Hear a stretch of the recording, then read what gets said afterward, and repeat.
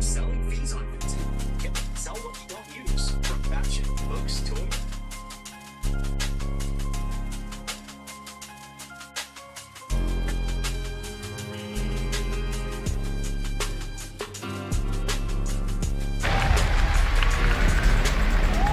Whence came the first entanglement? None living may now tell. In its way, the flood But I waters get this, spread, weaving calamity. Upon the silken paths, malice took root. 10 suns rose on high. And so, as spoken of old, the weavers came forth, yet spoke not the cause of their coming.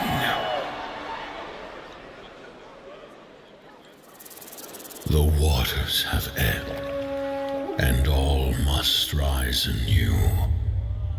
Still, the wounds of old remain.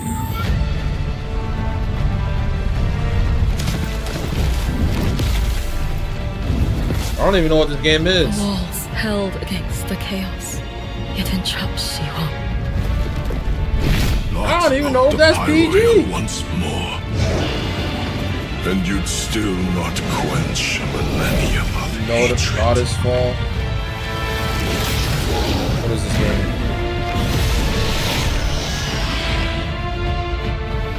How can a few dying embers ignite the flames of rebellion?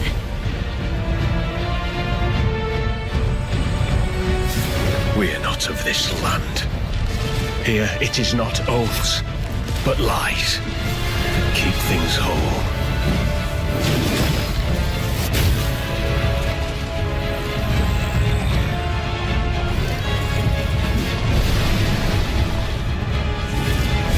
This game was kind of cool.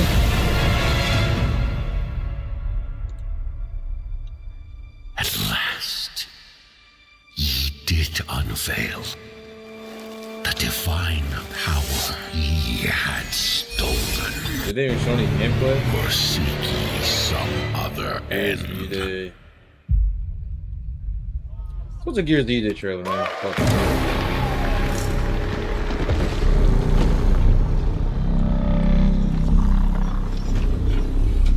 Fucking man, let's see the Gears D-Day trailer. Fuck are you?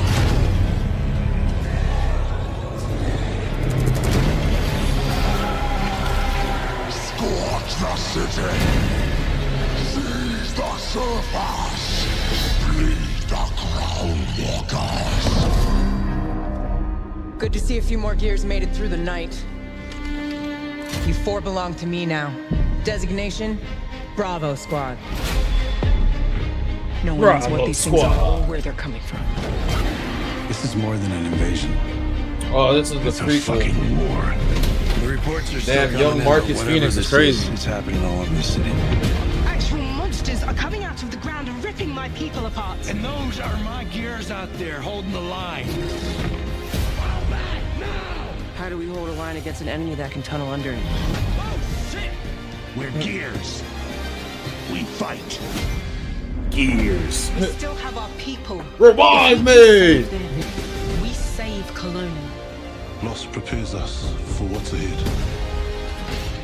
People we love die. We're the ones that keep fighting. Give him hell, Phoenix. That's the plan.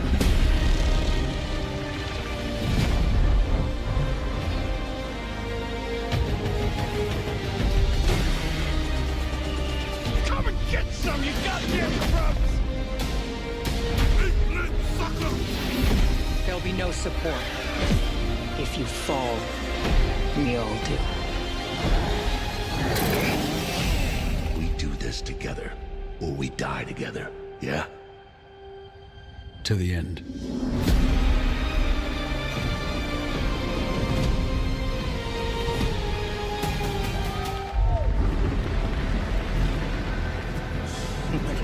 Any last wishes?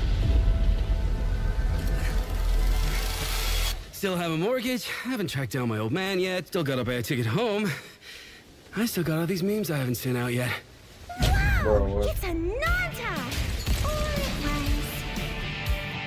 Let's go! We're about to make our mark at the ACD. I don't know what this freaking trailer is, man. It's some looks like some BS. Man. Silent Hill. I haven't played a Silent Hill yet game, man. I really need to play one, bro. You said we could put things right. That this town would listen to me. I genuinely haven't really played a Silent Hill game, so I don't know, man. Not just for them, Not saying they're bad or nothing. I but for just the whole town. they seem cool in a way, but dude, I don't know if I have the real.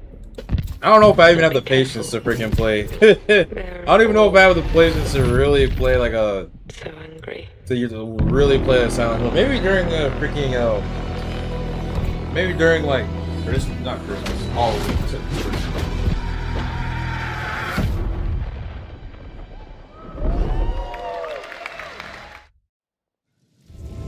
Your visions doomed him. His death is your burden. Break the silence. I have to leave this island.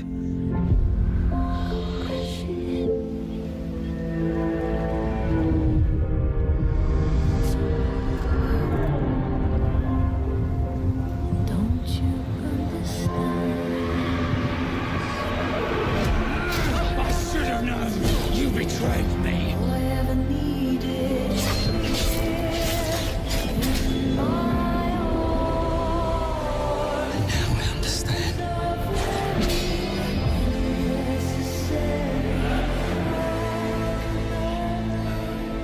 The price we paid.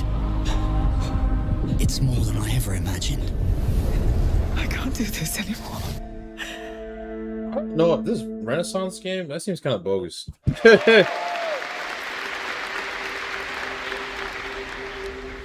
Sea of Runs, some indie game. Countless Do their dirty work for them. To command your What is this spectral Tides of Annihilation game? I saw that. I was like, it doesn't look. It looks all right. You know, I mean, it's all right. I mean, it's all right. Does anyone know anything about this game?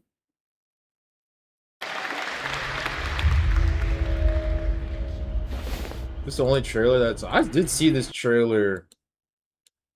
I saw the trailer live. I was like, this is all right. I mean, I don't know. Let's just watch this preview. How is this possible? I was like, are they In cooking Tides with of this? Annihilation, it isn't just London Bridge that's falling down. It's the entire city that's been razed to ruins by an unknown presence invading from a mysterious otherworld. And you're the only human survivor left to stop it. This action-adventure, heavily inspired by Arthurian legend, made a serious splash when it was announced early last shout out year. Infamous, But I was man. initially concerned that the fast-paced slash-em-up from first-time developer Eclipse Glow Games may have been all style over substance. However, after spending roughly 2 hours of hands-on time with a preview build at a recent event, I'm happy to say that Tides of Annihilation feels just as exhilarating to play as it is utterly dazzling to watch. I mean, they got baddies, they got You are nothing but action. while I am destined for glory. I mean, this game might cook. I'm not trying to While hate, previous you know. I Tides just, of I don't know. Annihilation trailers have depicted a broken-down Big Ben and lopsided London Seems Eye, alright during my for what it hands-on is, demo, but- my investigations into its blight-riddled version of Old Blighty were restricted to a ruptured reworking of the British I really gotta Museum. follow these lame Referred to guidelines here now. as What do the you mean, Great bro? Russell Museum, presumably for boring legal reasons, this iconic piece of architecture has been torn asunder, buckled and blown apart by twisting branches and rivers of red running through it. It's a unique and captivating experience to wander around a modern structure that's been so significantly warped by otherworldly forces. It feels a bit like you hopped on the tube at Waterloo Station but accidentally got off somewhere in Elden Ring's lands between. It's like Souls games. This and section Elden is Ring combined. apparently I don't several even- hours This does look like some Elden Ring shit. It looks like Elden Ring, but with transversal and baddies. into the adventure. So the only context I had for why protagonist Shout out Gwendolyn had Infamous. arrived inside the museum's artifact-lined walls was that she was in search of a shard of the Holy Grail. The Grail Shard is in there. Assisting in her hunt was Ninian, a young fairy with the ability to transform into a bird. She basically served as a shape-shifting signpost. Kind of world. I mean, I'm not complaining. It's I always seen like chicks, and there's only like only women. I'm not saying just. I'm not saying there has to be a bunch of guys. I mean, I'm not gonna lie. I love the ladies, but like, what kind of fantasy ass world is this? It's like only like is everyone else dead? And only Its like these ability couple to chicks? transform into a bird. I mean, I guess the world is ruined. So I don't know, but yeah, that's Basically served as a shape-shifting signpost pointing to the next main objective. Gliding away to perch on a piece of scenery in order to subtly indicate the way forward. I wish I had wings. But I'm told by the development team that she's an extremely important character to Tides of Annihilation's story. You're right. Thank my goodness. type of fantasy world. I also Hey, yo, met this what the- bizarre pair of snake-like creatures with hands for heads that seemed like they'd slithered straight out of Jim Henson's Labyrinth. We're helping hands. But almost everyone else I encountered was desperately trying to kill me. We be the infamous her. My mother's my sister. Bruh. Thankfully, Gwendolyn is supremely well equipped to conquer any contenders that stand in her way. In addition to a fairly standard suite of sword slashes, dodges, and parries, Gwendolyn has a pair of spectral knights that can be triggered with a well-timed Bro's button reading press out this to beam it Tom out of Ward the Hall of ether with a Fame. series of strikes that powerfully punctuate each of her attack combos. Future. Somebody caught a mat. Initially, my use of these round table knights was less Camelot and more Spam-a-lot, as I gleefully button mashed my way through the less intimidating hordes that greeted me after my arrival at the You got some cool museum. combos in But this by game. the time I found myself being tested by the demo's first boss, I'd really started to grasp the subtleties of Tides of Annihilation's setup. Did you know that I can see you? Push it to the limit. We be You can modify Gwendolyn's strikes by holding a shoulder button to uppercut enemies and juggle them in the air, perform charged attacks to deal heavier damage, trigger devastating execution moves once you've lowered an enemy's stagger meter, and once you've successfully landed enough blows, you can unleash a spectacular ultimate skill attack that rains down electrical bolts that pulverize everyone in their path. Rip Dollies. Feels supremely Talking responsive about Dolly to pull Parton, off, dang. and the silky smooth animations I keep think I it saw all something flowing about fluidly that. from She one was. combo to the next. I'm not gonna lie, I don't really know much about You her. can I also get just strategic knew in she terms was of a which country knights you artist or want to whatever. employ. Gwendolyn can have two Rest pairs in of peace, either way, steel-covered it's soldiers to tragic. choose from at any one time, mapped to the left and right buttons of the D-pad so you can switch between them. She was on a the country fly. artist. What she was on like an episode or something. She was on an episode of like some As show your or something I stable of watched. I spectral can't remember. sidekicks grows by unlocking new knights from defeating certain sub-bosses, you have the Like freedom by to the mix and time match these pairs she was, in order to create a loadout that best suits your she's personal definitely playstyle. like a You generation might or want to two pair the behind. short-range specialties of the scythe-wielding Bedivere with My Gawain's knowledge ability to of teleport straight celebrities. to targets, for example.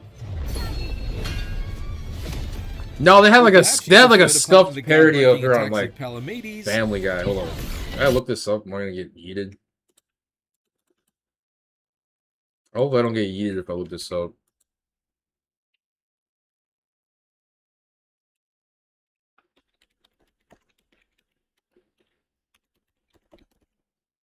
There's a really scuffed Family Guy skit over here, bro.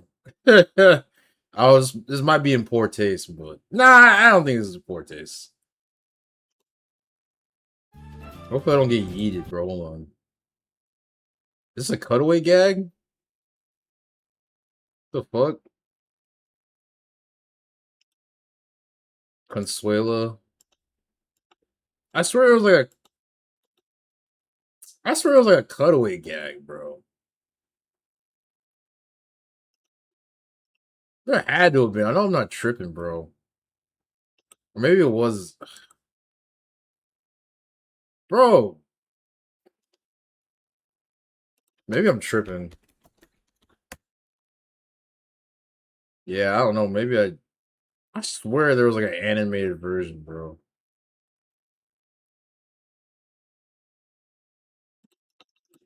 Maybe it was just some other celeb. Like, it had to have been.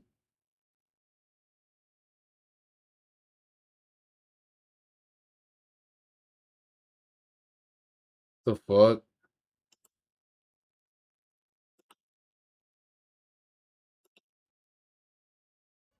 Everyone having fun? You know, this is our first. Dude, what the fuck? Would look like. I mean, he's got two O's right next to each other, and you know, just missed opportunity. Wait, what? I mean, he's got two.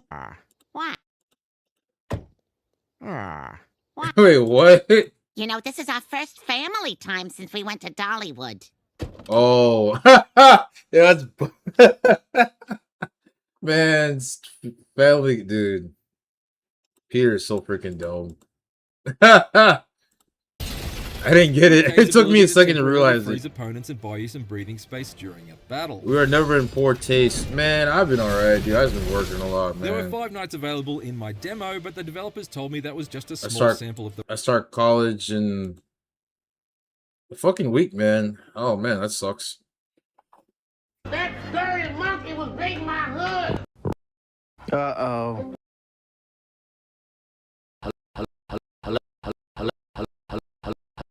Hello there.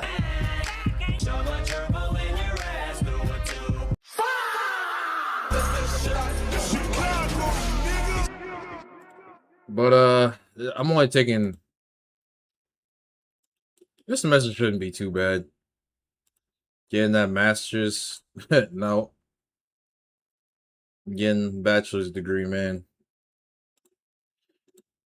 Bachelor's degree, man. I already have a 2-year degree. Now I'm trying to get my bachelor's degree.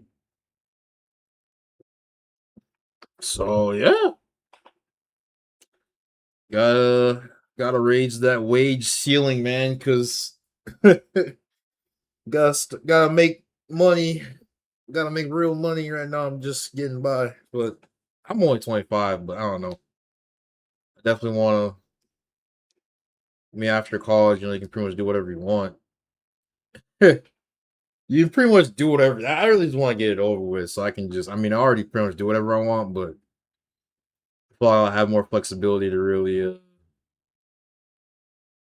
have more opportunities for income besides just. My job isn't bad now, but I'm at like a starting wage, which where I'm at is pretty ass because well, I don't spend a bunch of money and shit, man. Things are just hella expensive nowadays, and I play video games most of the time nowadays, man. I barely even skateboard nowadays, bro, because I don't even want to buy a skateboard because shit's too expensive. I'm saying that, but I super chatted 2 different people today on YouTube. Like, what? That granted, it was like $5 super chats, but nah, man. I mean, we're holding up, man. We're holding up, man.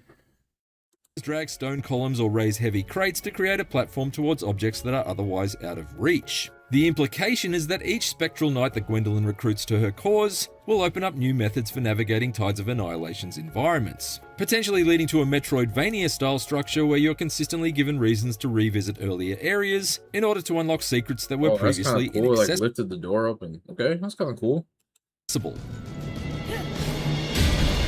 Exploring off Gwendolyn's path of destruction also rewards you with optional combat challenges and even additional boss fights. I mean, at the end of the day, it's when I wandered into the museum's Chinese gallery, I just, you know, if I watch someone for a while and then start to like, dude, I don't even know, man. When I actually have money, I'll be able to do cool stuff. Right now, I'm just getting by.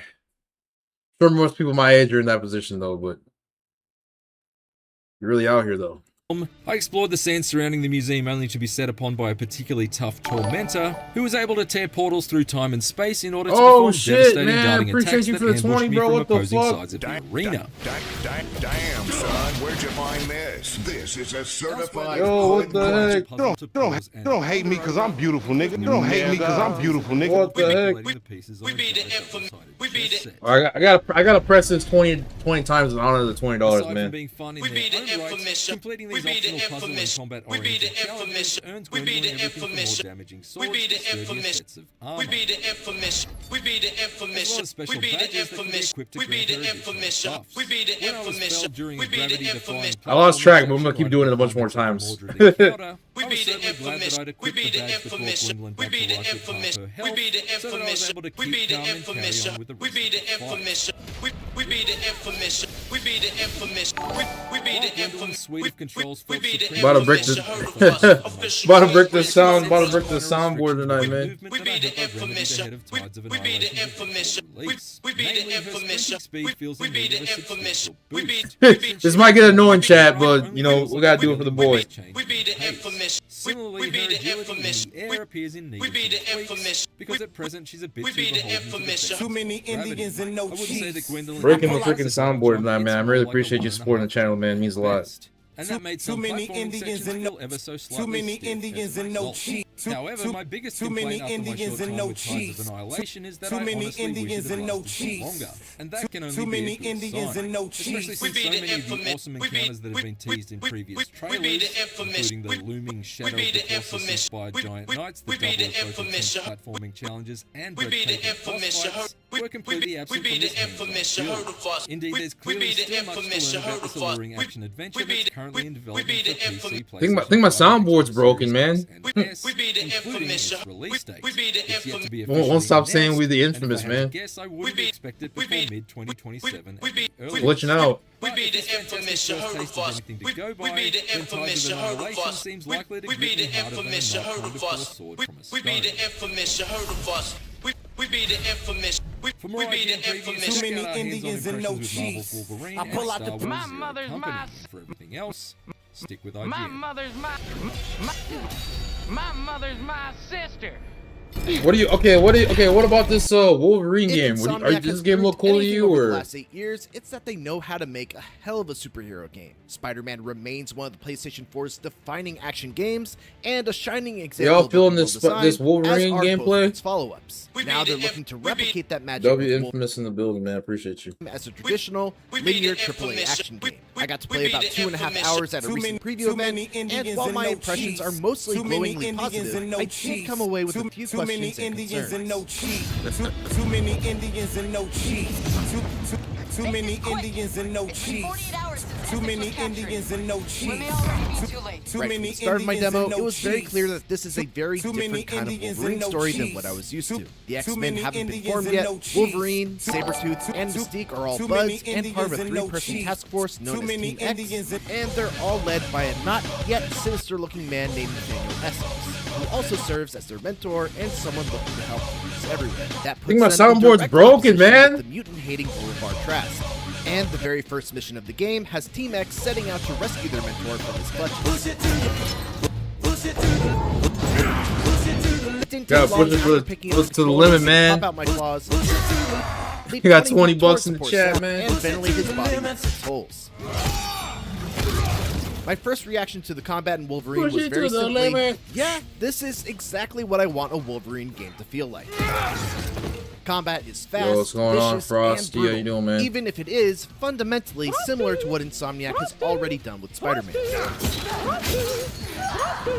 Much like how Spider-Man was able to zip around the battlefield with his webs, Logan can use a gap-closing leap attack to instantly get right So up he's in the face basically of an saying enemy, like it's and then Spider-Man with proceed a to shred them Wolverine up with a skin. basic melee claw combo, I mean, or how does a that sound to powerful kick y'all? that can break shields and knock enemies back. That kick ends up being one of the most defining aspects of Wolverine's combat. Like, it doesn't look bad. I just don't know if I really. I'm not like. I don't feel like I need to buy it. They like. It doesn't look that much better than freaking that will generally X-Men Origins Wolverine. You know what I'm saying? On the Like, defensive I like side, that game set the Wolverine standard, is a parry-driven game, so you'll and this always game need to looks have your cool. finger Don't get me on wrong, that but it doesn't one look like button, it's ready to press it on a popping split that. second's notice. Because Yeah, the let's enemies let's do not rewind wait this around one, for man. their turn. They Sure. are very aggressive, and while the fodder baddies can be dispatched fairly easily, most of the Let's cybernetically rewind it, man. enhanced ones have very Shout strong out defenses that Infamous again for the strongly 20. That was encourage you to crazy, parry man. their attacks in order to open them up. Wolverine also has access to a variety of special Thank moves you, by bro. holding down L2 and pressing a face button, which are generally reserved for stronger attacks that either do big single target damage, deal damage spread out over an area around Wolverine, grant him a limited time buff, etc.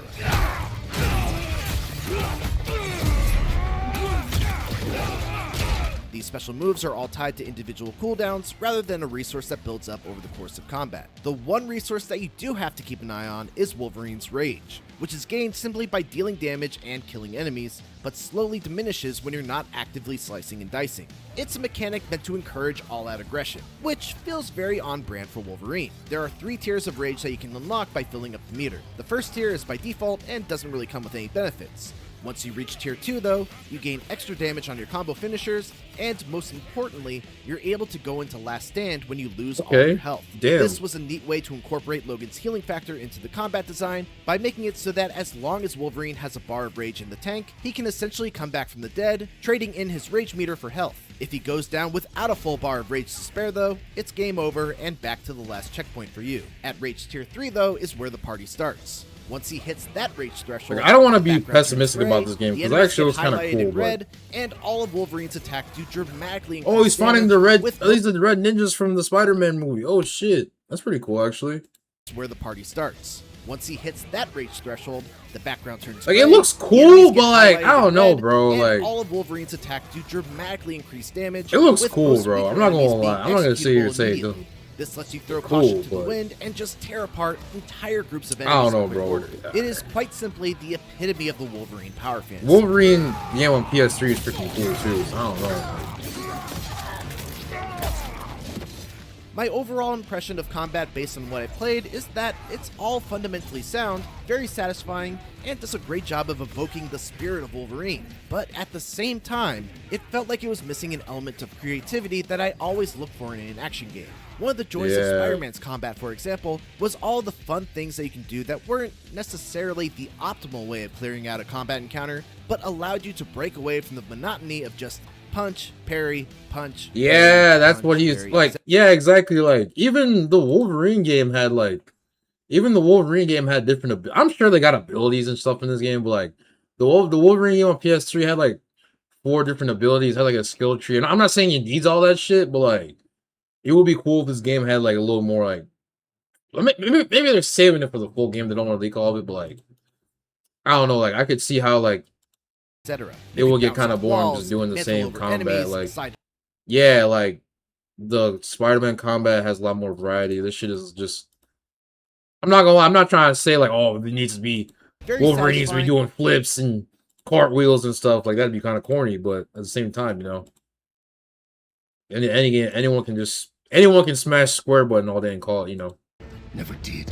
Gotta make it a little now, more interesting. To be fair, there are some fun ways that Insomniac encourages you to use the environment to your advantage. Like yo, WAJ in the building, man. Is always a good time. And there are occasional team-ups that organically feature combination attacks between you and your partner, much like what we see. Yo, what's up, Scott? How you doing, man? But on a base level, I do have some concerns about how Wolverine's combat will remain engaging throughout the entire campaign. The new trailer for Final Fantasy VII. I'm gonna check it out in a second, man. I saw they had a new trailer for that. There is, after all, a skill tree with a variety of techniques and special moves. Yeah, they got the skill tree. Okay, I mean, we'll see, man. I'm not gonna try to hate on this game. It looks sort of cool, but like, only really scratches. It doesn't look any better than the 2008 game. I think that's why people are roasting it. Like, people are obviously gonna be like, "Oh, this game is generic. Oh, it's just Spider-Man reskin." Like, I don't know, man. Like, it looks cool, but like, I kind of agree with the Spider-Man reskin because it's like surface of, along with adaptation points. They use the same engine. It's like the same graphics, the same sort of gameplay. I mean, it's not necessarily even a bad thing. It's just, I don't know, bro. It's definitely a game you get on sale because it's a single player, right? So you don't need to. It's not like you need to play it right away, right? You know. Like, you just need to... That's how I feel, honestly. Like, it doesn't seem like a game I need to play right away. Like, it looks cool, but I would easily wait for a sale, you know? Because, I mean, unless they drop some DLC or some crazy character, like, you know what I'm saying? Like, they're not doing some Marvel Ultimate Alliance shit where they have, like, a bunch of DLCs or, like, a bunch of characters or, like, stages and stuff. I think it's just kind of like a basic story where it's just... Been wanting to play the OG Final Fantasy VII. Dude, freaking download it to your PS3, man. Or if you have a PSP, you can play it on there too. I've been playing the original Final Fantasy 1. There's actually a Final Fantasy 1 I've been playing on my desk at work. when I have downtime, you know, because, you know, sometimes in between doing work, when you have a desk job, you know, if you're in between doing stuff, you have downtime where no one really knows what you're up to, or not even that. It's just, you know, you have downtime on your desk, man. Sometimes you just legit just got, yeah. But I've been legit playing my PSP, and one of the games I've been playing is Final Fantasy 1 remake on PSP, which came out in like 2007. But it's a fun game. Don't get me wrong. It's like turn based. It's kind of grindy, but like the very first Final Fantasy game, I'm actually surprised. It's actually pretty fun. Oh shit! Here we go again. Hello there. You don't hate me because I'm beautiful, nigga. Nigga. We be the infamous, you heard of us, official Queensbridge murderers. Yeah, PS4, literally. Literally, if you have a PS4, man. So I figured out the latest firmware your PS4 should be on, if you really want to mod it, should be 13.0. Anything above that is just not gonna be good. Let me restart this trailer actually. There's a couple of scuffed trailers out here, man. I need to really look into. Scuffed games coming out here, y'all.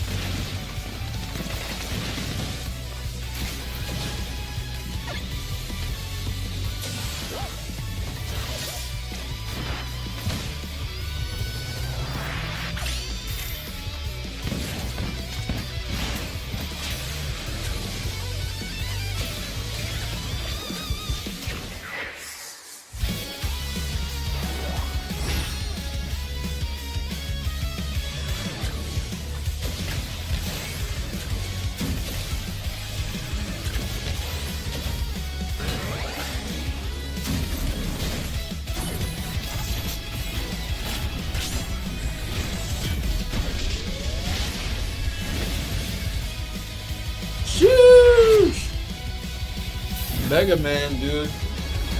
I need to beat these new I need to beat some Mega Man games, bro, because I freaking try playing Mega Man games a lot, and I don't know, bro. I've always sucked at Mega Man games. I mean, I know they're hard on purpose, but geez, bro. Freaking Mega Man games are rough. This one does look cool, though. I'm not gonna lie.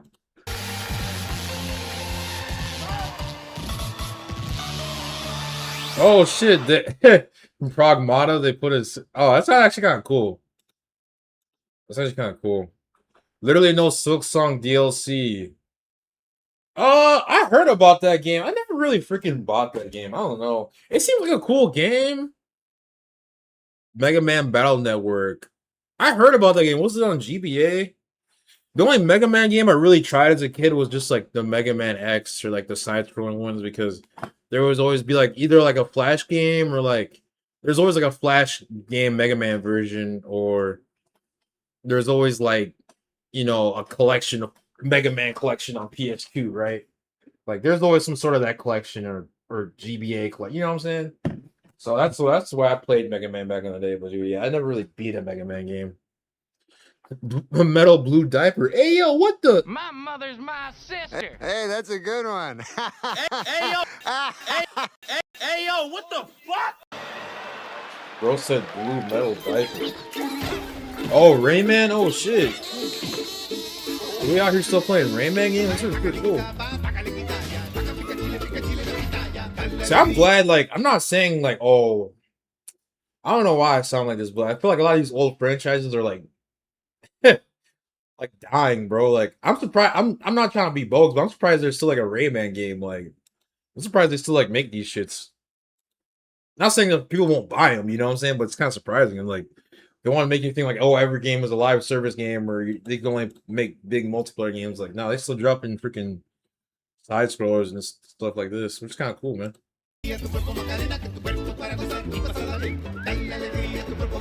Bro's doing the Marie. Hey yo, it's like a Day of the Dead freaking festival or something. That's pretty cool. I'm not gonna lie. Luchador, hot dogs. Hey yo, what the bro? Hey, yo, what the fuck? You know you done fucked up, right? Bro's bouncing on hot dogs. Hey yo, what the? You know you done fucked up. Bro's platforming on hot dogs.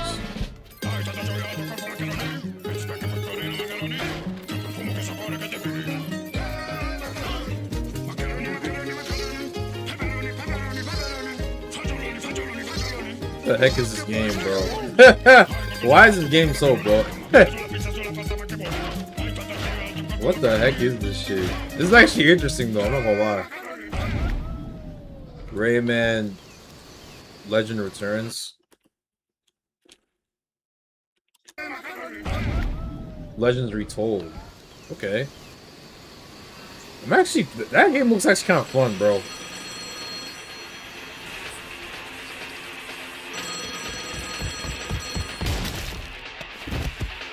Oh, what the fuck? Dude got freaking dead already. What the heck? Trailer just started, bro. Already dead. Hey, yo.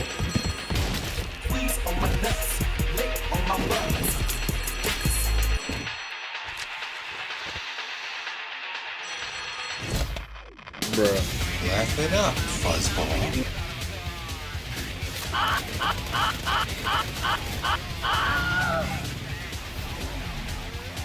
They said this game was set in 1996. I mean, I can't tell.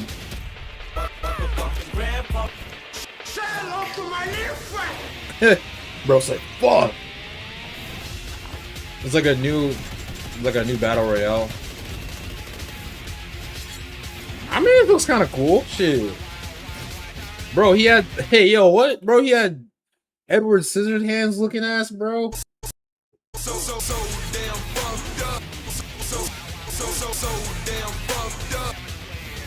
Bro got, hey, man, we got the goth mommies. Hey, yo. This game already has my attention, man. We got the goth mommies and Edward Scissorhands in the cut. Yo. What is happening? Dub's infamous, man. We be the infamous, you heard of us. Official Queensbridge murderers. Game looks freaking cool, I'm not gonna lie. Damn, what the fuck? I'm guessing it's a battle royale, right? Wow. That game looked pretty cool. More FPS slop. I mean, shit. You're not necessarily wrong about that, but I haven't played PUBG in a while, so it's pretty intriguing to me. But I haven't played it in a fat while, so I mean, there's that. Like, I'm sure if you played PUBG a lot recently, you're probably like, whatever, right? But that looked pretty cool. I don't know. I feel like I barely see games with that much, like, it's gonna sound corny, but I feel like I barely see games with like edge nowadays. It's like mostly like most of these games have like typical like sort of vibes. You get like either fantasy or like military or like there's really any games with like that edge. Like, yeah, he came through with the fucking Edward Scissorhands. You got Goth Mom. Like, look at this chick. Damn, she looking thick. Hey, yo, what the? My mother. Do you smell what the Rock is cooking? Me so horny. Me love you long time. Damn, bro. Like, why is she thick, bro? Hey, yo, what the? Hey, yo, what the? Hey, yo, what the fuck? Me so horny. Me love you long time. You know what I'm saying? Why is she thick, bro? Hey, that's a good one. I mean, who knows? It could suck too. So I don't know. It looked cool from the trailer. I mean, I thought that was even in-game trailer. So maybe they just got us the clickbait. But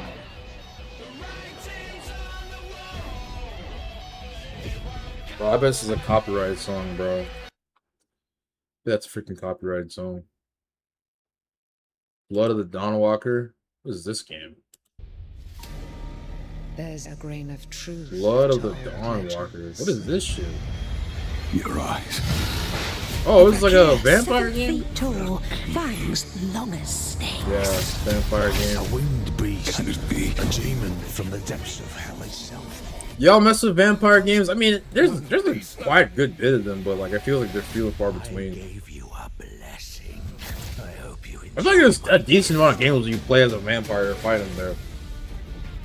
None of us has any love for the Valkyrie. Like I know there's that Blood Rain game. I've always heard of that game, but I never actually went on my way to play it. Blood Rain. Didn't take him. This motherfucker got two nasty ass claws, man. Oh, werewolves versus. This is like Twilight. Hey yo, werewolves versus fucking vampires.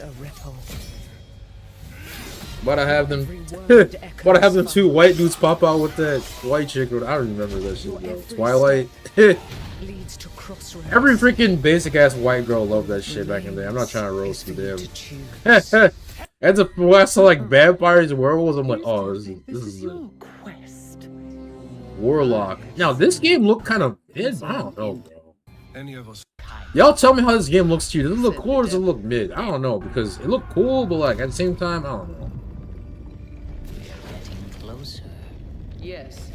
Man, like it looks low-key generic, man. I don't know. Like they add like these type of like that type of stuff. It's not saying you shouldn't have platforming, but like that's basic ass. Like that's a basic ass platforming pose. Like basic ass shit, bro. That's a nitpick, but damn. Absolutely not. Merely I don't know, bro. This shit seemed more like a cinematic movie than a game. You know what I'm saying? The graphics is cool and shit. Maybe they didn't show enough to really justify it, but I don't know, man. It looks like a freaking cool trailer, but snow bunnies. Hey, yo, what the? Hey, that's a good. So horny. Me love you. Hey, yo, what the fuck? That was a cool attack, I guess. I'm not really like none of these trailers are like some of these games look cool, but I don't know.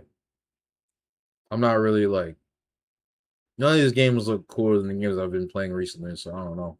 They have really good graphics, don't get me wrong. All these games have really good graphics, but I mean Gears 8 E-Day, the beta was sweaty as shit, man. I'll probably wait till that game goes on sale or play it on Game Pass. Tides of Annihilation looks alright, but I mean nothing groundbreaking there. Mega Man looks alright. I don't know. These games look cool, but I don't know. There's nothing really that's making me like. I'm not super excited for anything. What the hell? She just blasted that bitch. Hey yo, what the fuck? Hey, yo, what the fuck? I'll leave it to you to make the dead speak. Years. Nothing and no one will keep me from the truth. Not even the purists. We got tired of everyone roasting games. Dude, people have been roasting, man. I feel like people always roast the games. I feel like people roast the games harder than they did back then than they do now. Because now everyone wants to be like positive and shit. But I'm not saying you shouldn't be positive about games, but I don't know. I feel like some of these games legit just people talk about them more than they actually play them. Kind of crazy. I mean, this game looks eh.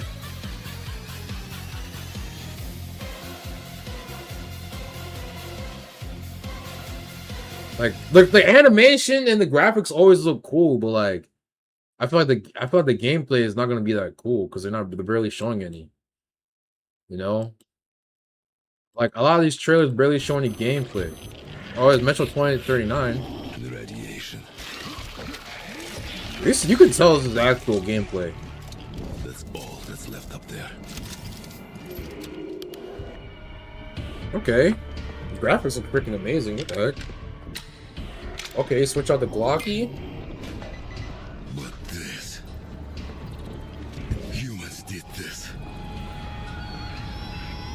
feel like this was a stalker game for some reason. Damn, son. Damn, son. Damn, son. Roll. We be the infamous. We be the infamous. We be the infamous. Werewolves in helmets. I am hyped for Metro. It looks like a cool game. I played the first 2 Metro games. They were really... Damn, he stabbed the shit out that nigga, bro. Hey, yo, what the... Oh, fuck. Yo, he stabbed the mess out of that fool, bro. Did y'all see that? Did y'all see that shit? Yeah, that was crazy. Ha! You know you done fucked up, right? You know you done fucked up, right? You know you done fucked up, right? Dude, that shit was fucked. He was shanking that fool, man. Werewolves in helmets. That was freaking brutal. But I'm something worse. Shank that fool. You know you done fucked up, right? You know you done fucked up, right? I mean, this game looks heat, bro. Shit. Yeah, we might have to cop this one, y'all. This looks like this Metro 2039. Damn, he just... Hello there. Oh my... You know you done fucked up, right? Dude, this game's freaking brutal, man. What the heck? Ha ha! Yo! You really slime people out in this game. What the...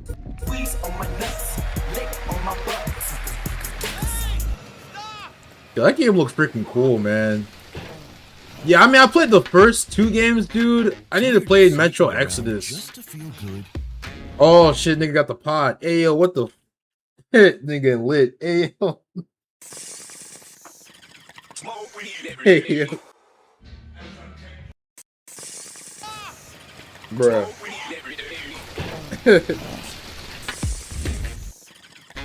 Tired of sneaking around just smoke weed every day. Tired of this damn lighter? Of this rain? Of this life? Bruh. I got you. Eat a more sizzle. The fuck?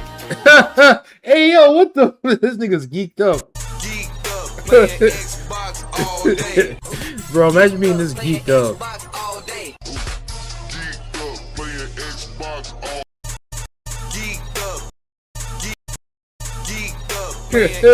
You literally see him get geeked up, bro.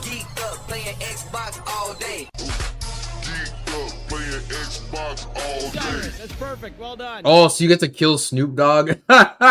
Yo, he's like a... Bro, what the heck, bro? Yo, this man's... Dr. Cyrus Kane, the big dog. Dude, that's funny. An entrepreneur and eccentric known for his... Bro, that's actually kind of sick, bro. What the heck? Freaking Agent 47 about to slime up Snoop Dogg. Business ventures. Hell no, that's actually cool, bro. Oh my gosh.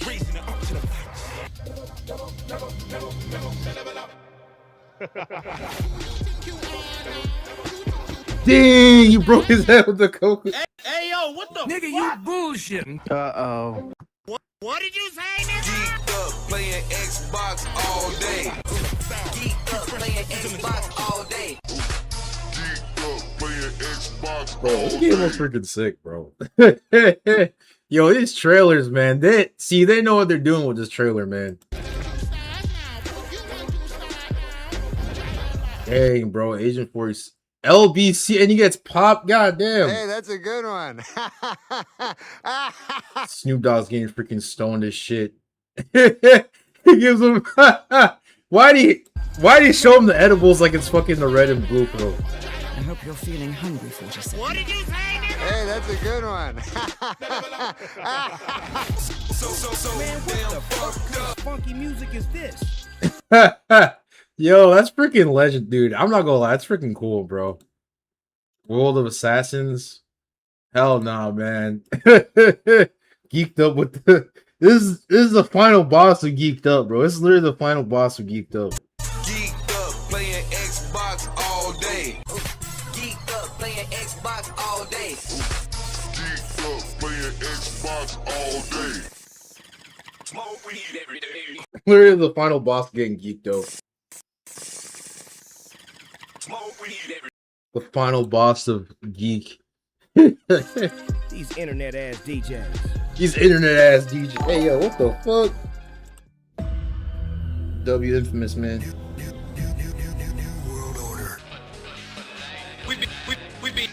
We be the infamous, you heard of us, official Queensbridge murderers. Yeah, that trailer was freaking hilarious, bro. Yo, they freaking got Snoop Dogg and Will. They had Conor McGregor in a mission, which was like kind of cool, but I feel like they actually integrated him more in this game. I don't know. Dude, that trailer was hilarious, bro. Holy crap.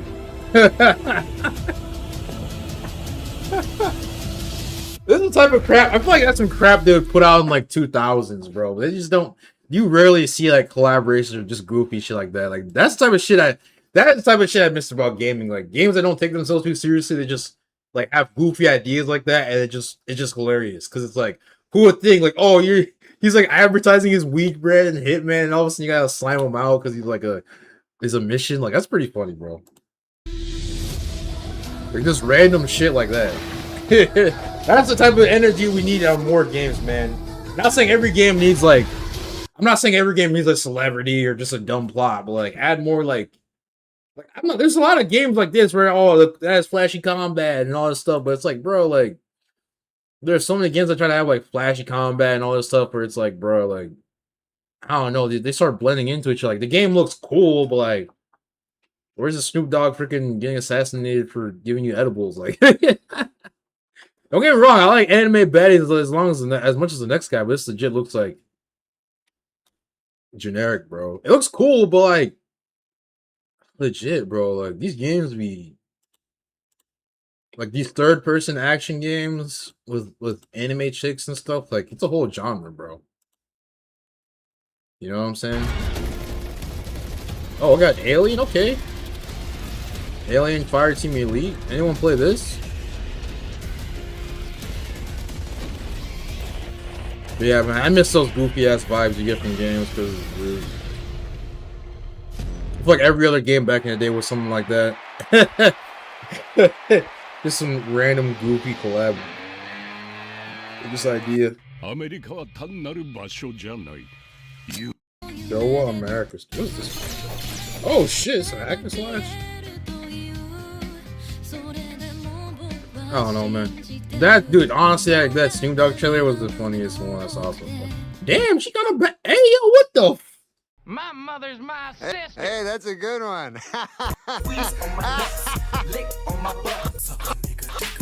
I'm rich, y'all. Damn, son. You know you done fucked up, right? Nigga. Damn, why is she thick though? I was about to skip this trailer, man, but I guess we gotta watch. You know what I'm saying? Space Bunny. Hey, Snow Bunny. Hey, yo, what the? Hey, that's a good one. Hey, yo, what the fuck? Hey, nah, they knew what they were doing with this game, man. Come on, man. They knew what they were doing with this game. Come on, man. They knew what they were doing with this trailer, man. Get out of here, man. Shit. Crazy word. Nigga, you bullshit.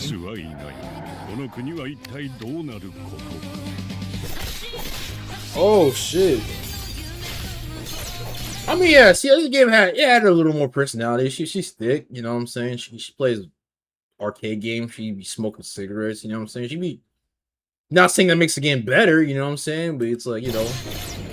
And all of a sudden she's out here kicking dudes in the nuts till they fucking nuts explode in the freaking red mist. Hey yo, what the? Hey yo, what the? I'm rich. Damn. Damn, son. They must have amnesia. Like what the fuck? Damn!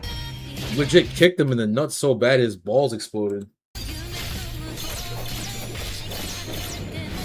Damn! That sucks, bro. Bro got his nuts eviscerated. Damn!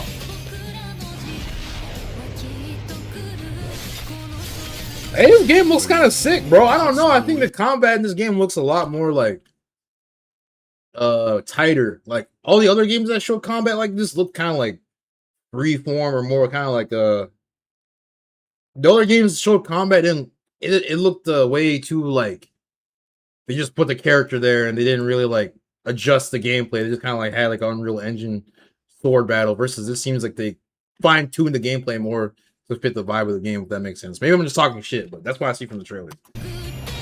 This shit looks like it kind of reminds me of Onichibara.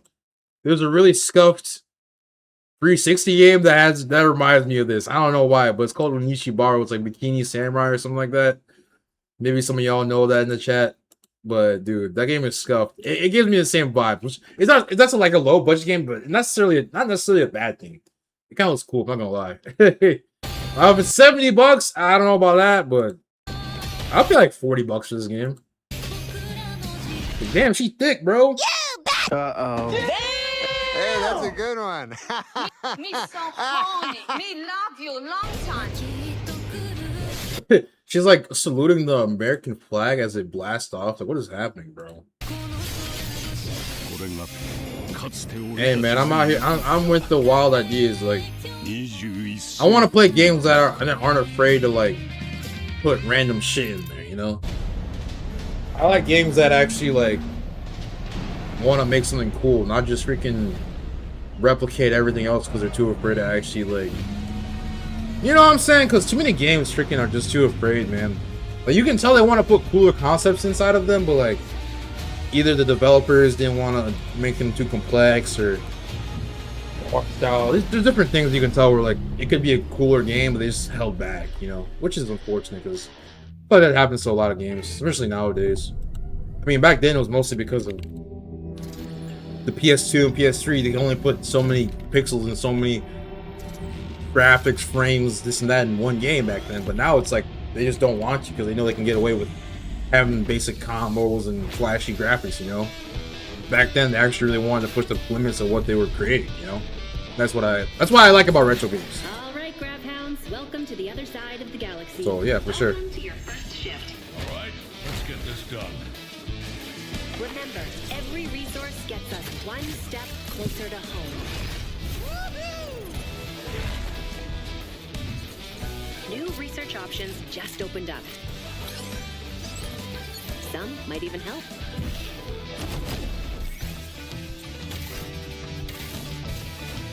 And watch out for the wildlife.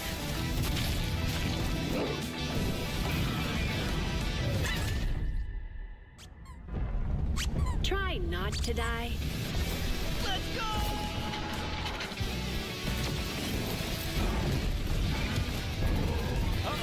Later.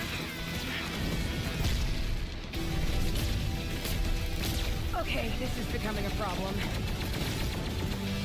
You gotta be kidding me.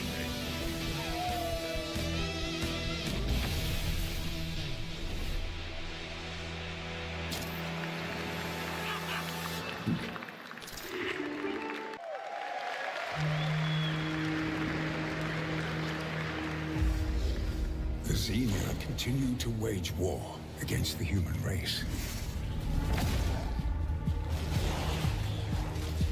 Our only hope, the Order of the Turok. Mystical guardians armed with enhanced abilities. The war has moved to the Lost Lands, a site of ancient ruins and creeping danger. The Xenia yearns to unlock the secrets of these savage worlds to unleash the means of humanity's destruction. They must be stopped by warriors who will not flinch in the face of the Xenia menace. You are such a warrior, relentless, fearless. You will give no quarter to your enemy.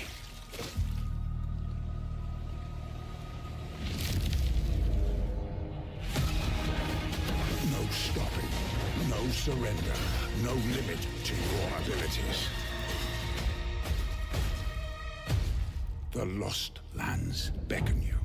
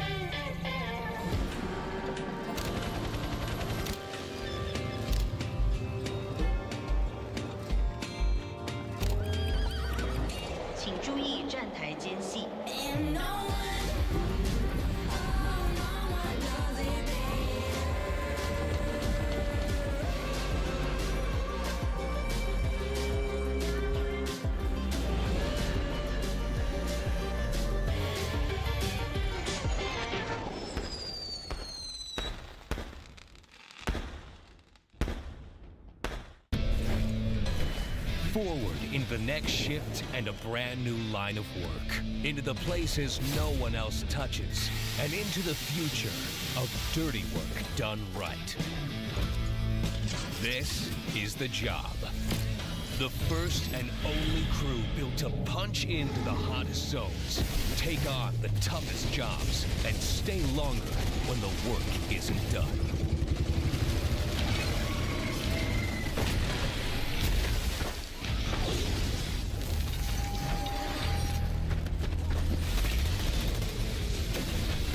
Built with the firepower to clean up the alien mess, and the grit to see the job through to the end of the shift. They'll keep the lights on for one more day.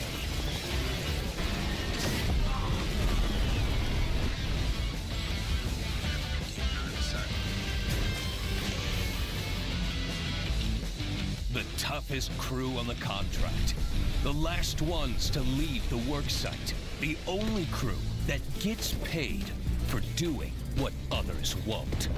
This is Exterminats. Punch in, clean up, get paid.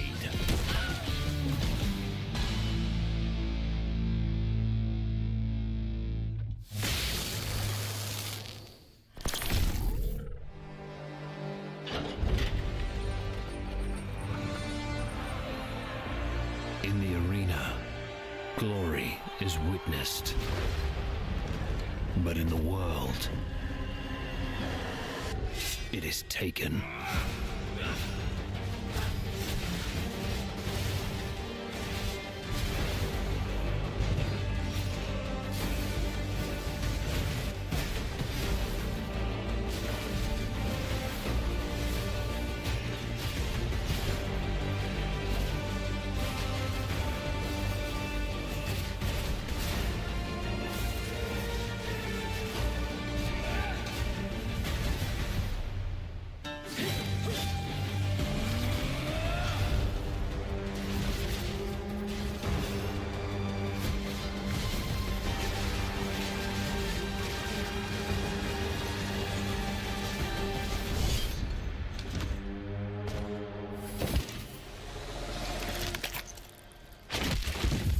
I will take what I am owed.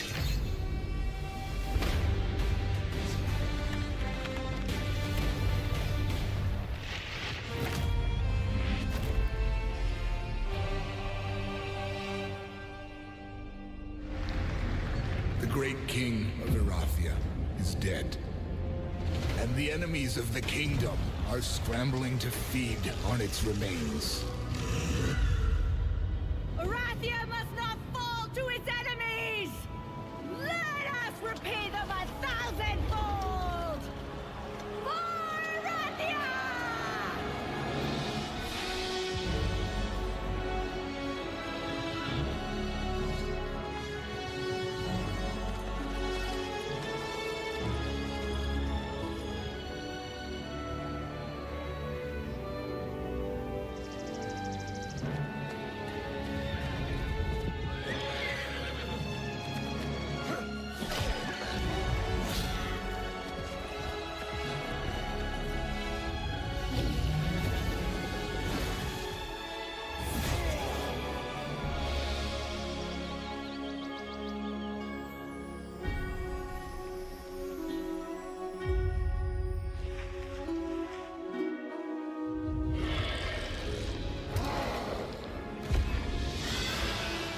The realm strains under a gathering storm. Heroes will rise. Kingdoms will fall. Erathia cannot escape its fate.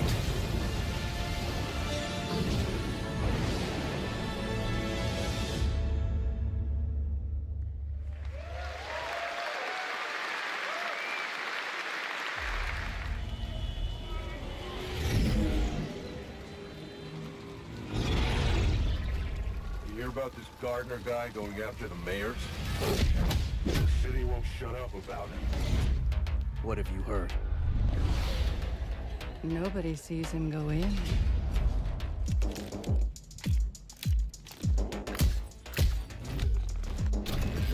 sees him come out. Good with his hands. Right on his feet. Dynamite with vacuum cleaners.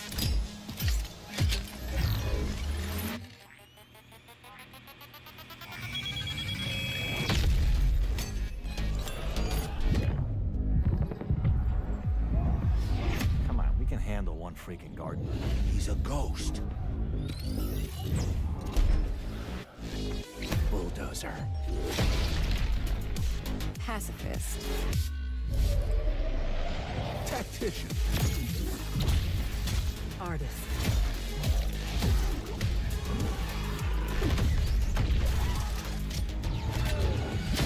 A lot of stories about how you operate, gardener.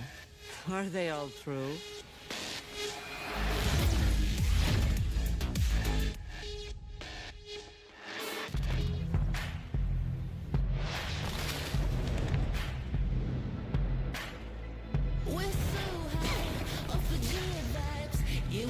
Where have you been? You're just getting back now? I've been waiting for things to heat up.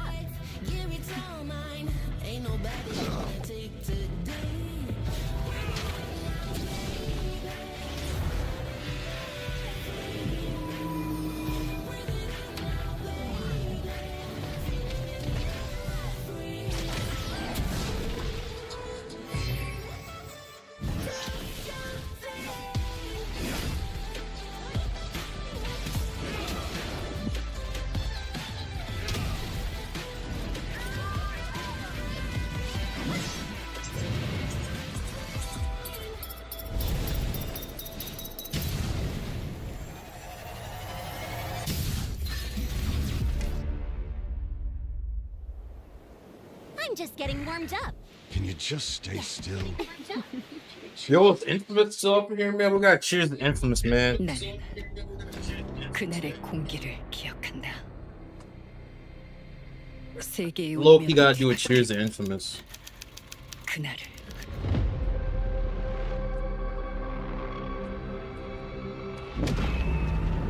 시공간을 찍고 나타난 미지의 함성이 하늘을 덮자. 전 세계가 숨을 멈췄다. I'm not gonna lie, Chad. Kind of zoned out watching these. 다가올 절망의 미래를 경고했고. Any of these games catching your eyes, people? 인류의 희망은 거대 기업 아니마 그룹의 탐욕에 Hey, shout out Infamous, man. Cheers. Cheers, bro. I shouldn't be drinking this much, but 사도의 예언대로 검은 물질과 함께 대항마 귀에르가 강림했다. dude, yeah, hold up. 잔혹한 시한폭탄이 돌기 시작했고 나도 예외. I don't know what that game was about, bro. When I was 5 years old, I was very sick. Shout out Infamous, man. But somehow, my dad did the impossible. Damn, son, where'd you find this? Whatever that miracle. They must have amnesia. Nigga, you. I'm Michael Joyce. Stop it. Get some help. Crumbly. You don't hate me because I'm beautiful, nigga. You know you done fucked up. Me so horny. We be the infamous, you heard of us. Official Queensbridge murder was. Sorry, man. Hopefully y'all are chilling, man. I'm just trying to enjoy these game trailers. Hopefully get hyped for some new games because What are you? seems like you don't really get hyped for new games nowadays. I don't know. Like there's some new games that seem hyped, but like, dude, back in the day, man, I swear you like there was always that. What the fuck? Hey yo, what the fuck? This nigga getting. My mother's mouth. We be the infamous, you heard of. Nigga, did you know that I can see you? This nigga getting this freaking lobotomy going. Hey yo, niggas performing lobotomies. What the fuck? Hey yo, what the fuck? Hey, that. Hey yo, what the fuck? What the fuck, bro? Okay. You said. I assure you there is no might. Please proceed. What the fuck is this game? No! No! My body! No! What the fuck, bro? Freaky ass game. Freaky ass game, man. Jacksepticeye. Man, that dude's popular now. He was always popular, but damn. Like or die?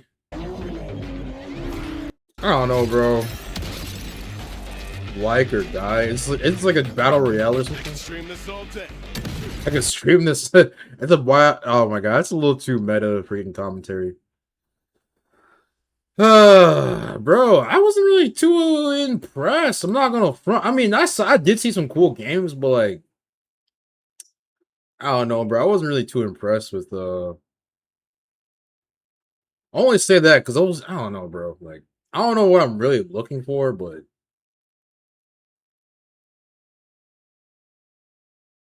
there's some cool games. Don't get me wrong. I didn't see anything that was like, man, I didn't see anything that really like super excited. Am I missing anything that y'all saw that I should peep? Or honestly, that's how I feel, man, because I watched like most of the trailers, man, and okay, let's react to this dude. Please don't do this with your video games. Okay, let's see what this dude says. I don't know what this. Okay, I'm gonna make a prediction. I'm guessing since he has an NES game, there was a big story about a guy that got his whole NES collection robbed, and I'm guessing he's talking about this because I mean he collects NES games, but I'm sure he's talking about this. This video as fast as possible. Please, whatever you do, do not get your loose NES cards graded. You might be wondering. Oh, okay. I mean, he's not talking about it specifically, but it's just, I don't know. Wondering why, Y2K, why are you telling us not to get our loose NES cards graded? Well, let me explain. About a week ago, I was in a live stream and I told you guys about a news piece that came out about a video game store owner somewhere in like Wisconsin who found a box of 97 forgotten NES Mario and Duck Hunt cartridges. These are supposed to have been pack-in cartridges that were produced somewhere around 1993. Oh, wow, that's rare as fuck. Because they were discovered in what I guess was considered to be mint condition, all of a sudden, these guys decided to have 3 of these copies sent off to be graded, and one of them got a grade, a 10 scale grading, right? Damn. Something that's never been received. That shit's expensive, bro. That's some like, bro, basically saying he found one of the freaking artifacts of freaking the Dead Sea Scrolls. It's like the Dead Sea Scrolls of gaming, like one of the original like Super Mario's from the 80s. That's crazy. For graded video games. Now, I'm not into graded video games, so I don't know anything about graded video games, but all I do know is that is the only loose NES card, or perhaps the only video game period, that's ever received a PSA 10 grading. Damn. Now, I remember when I saw this article, I was like, man, this is really kind of weird. Like, you know, here's this store owner in Wisconsin who finds 97. I wonder what part of Wisconsin he's in. I mean, because I'm in Milwaukee and there's a huge retro market here, but I didn't even know that he. Oh, that's cool. Cards, and then he calls a guy who has I don't know if it's a news article or a news magazine or an online, you know, magazine type of setup where he focuses on Nintendo stuff. He reaches out to this guy who's already tapped in to sell some of these cartridges, and then all of a sudden you're hearing about these miraculously found NES cards all over the news. And I remember a week ago when I was in my live, I mentioned this and I said Carl Jobs will probably do a video on this. And sure enough, Carl Jobs the other day dropped a video on this. Now, I'll give you the cliff notes of his video. You can go and watch it. But he feels like this is more about the grading companies than it is necessarily about trying to pump up the value of NES cards. Because what's happening is that these grading companies are starting to run out of video games worthy of being graded. I mean, how many copies of old video games are? That's good. I mean, yeah, because I mean, that's honestly why the retro market is so surprising to me, because there's only so many games you can really buy. Like, how do people keep collecting and doing all this stuff? Like, I don't get, like, I mean, obviously for me, I'm just exploring and seeing what's out there.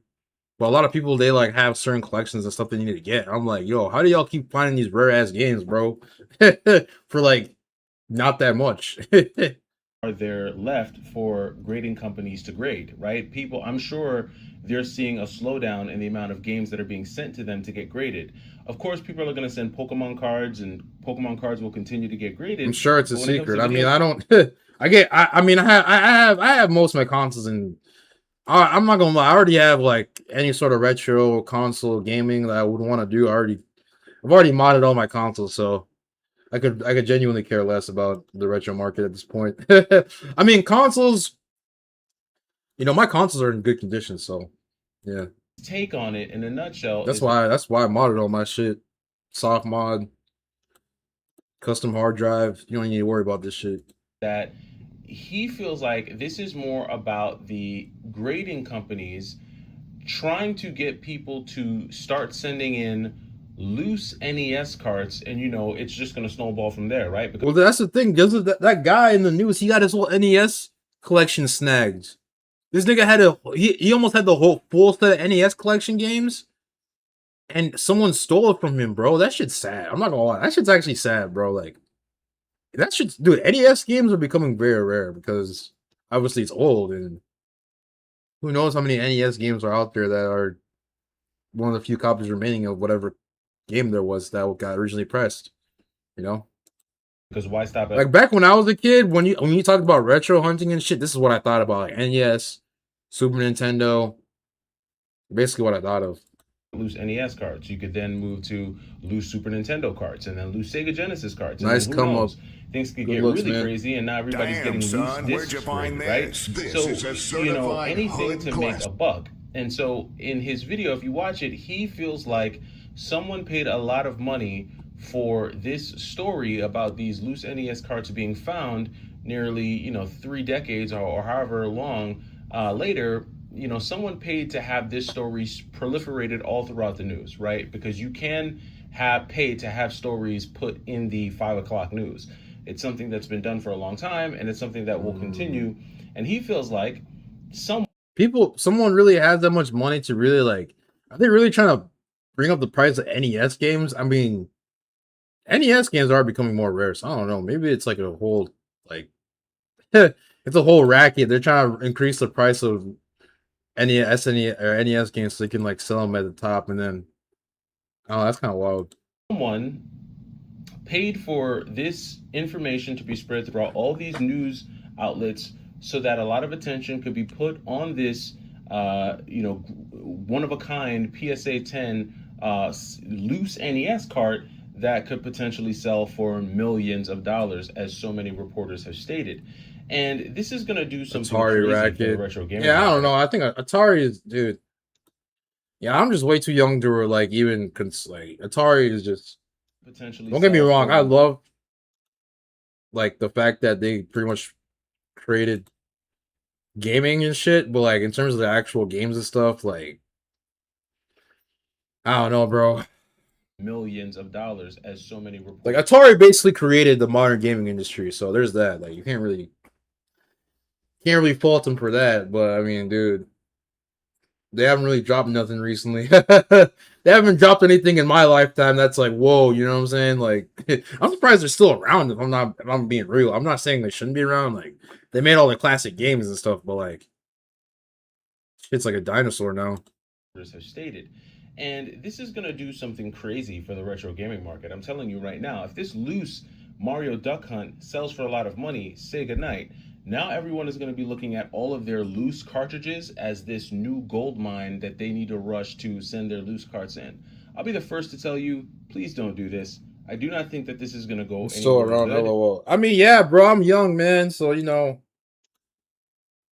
I'm young as fuck, bro. I know there's a lot of people older than me that experienced that, and I started playing games on PS2, man. That puts things in perspective. My very first experience, like playing video games, was on a PS2, like in general.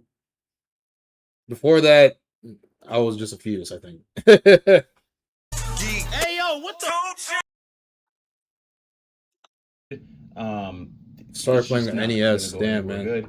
That's cool though. And I mean, it would have been cool to see the progression, like, because when I was a kid, by the time already like middle school, PS3 was already out, so by the time I was in middle school, 3D gaming was already normal. Like any sort of 2D game just seemed like hella retro, like a throwback, which I thought was cool, but I didn't really play a bunch of those because obviously, like I'm just now getting back into like 2D side scrolling type games. Like I think the one I played a lot back as a kid was like there had to have been like a one. I mean, obviously there's Flash games, and I played a lot of Flash games, and like you know, those have a bunch of side scrolling elements to it, or you know, on the DS, you know, obviously Super Mario Bros. On the DS. But yeah, man, by the time I started gaming, 3D gaming was already a thing, so. And I'm really interested to see what happens with that PSA 10. I'm Streets really of curious Rage to see how much 4? it sells for, because I need to get that on what my actual happens next? PS5. The next chapter I need to get that on my PS5 because it's unjailbroken. of this retro gaming frenzy that's been going on since 2020. I can play it on my PS5. My PS4 is not gonna happen because it's online. But we'll see that soon, man. I wouldn't be opposed to that for real. If it gets on sale or What happens something. next will really be determined by how much that cartridge sells for. Okay. All that being said, we'll see. We'll see if I can find a deal for it, man. For real. I want to shift gears and kind of talk really quickly about some of these pickups that I got because I have been making a lot of trades. It's the middle of the week, and I'm going to share these with you now. So first game that came in, I finally got Pokemon Red back in the sheepfold. Not the best looking copy, but it is a copy of Pokemon Red. Glad to have it back. Added that to the collection. Found this really, really clean, and it's not even clean because I haven't even had a chance to really wipe it down and clean it yet, but found this really clean Game Boy Color that has a very good sticker in the back. It has all the stickers in the back, minus this little bubbling right here. I mean, this is a very good condition Game Boy Color. I mean, there's next to no scuffs on the bottom of this thing. There's no scuffs really on the corners. And all it really needs is a wipe down. And like I said, with ain't no scuff. There's no very good in the back. Ain't no scuff, boy. I haven't even had a chance to really wipe it down and clean it yet. But found this really clean Game Boy Color that has a very good sticker in the back. It has all the stickers in the back. Even I think I had a Game Boy, I had a GBA Color or Game Boy Advance Color or Game Boy Color. I don't know what happened to it, bro. I should have. It was purple, bro. Like the purple one. Oh my gosh. I had one as a kid too, bro. That's crazy. It was in a drawer somewhere. Like there was a couple old consoles I had, but like I was such a young kid that I didn't understand. Like they were old, right? And as a kid, you're not thinking, oh, I need to save this GBA. I need to save this PlayStation 1. Like I had a PlayStation 1, I had a GBA, but like, or I had a Game Boy Color. I had a Game Boy Advance too, but I don't know what happened. Like, dude, I had the console, but like I'm like, oh, this is old because the DS was out, the PS2 was out, so like. You weren't really thinking, oh, I should preserve it. You think, oh, this is old. This is from like 10 years ago, man. Like, you know what I'm saying? You didn't really realize the value of what you're holding because it was a kid, like you're a kid. But now you look back, you're like, bro, I had a Game Boy Color, I had a GBA, I had a freaking PS1. Like, all those combined are probably worth at least $300 right now, right? Or am I tripping or what? Like all three of those combined, if you sold them in like a pack or something, you probably get at least $300 for that. For real. PS Vitas are crazy. Yeah, my homie wants to get a PS Vita. I'm like, dude, I already got a PSP, man. I don't even need to get a Vita, bro. This Vita crap. I remember when Vita was out too. I just didn't really care enough to get one. I think I was just a kid, and I already had a PS3, and I was like, I wasn't really into mobile gaming as much, and like, I don't know, man. Like the handhelds, like the PS Vita is really good, but I don't know, man. Like when it came out, I was more concerned about PS3. Honestly, I wasn't really concerned about handheld gaming at that point. So, you know.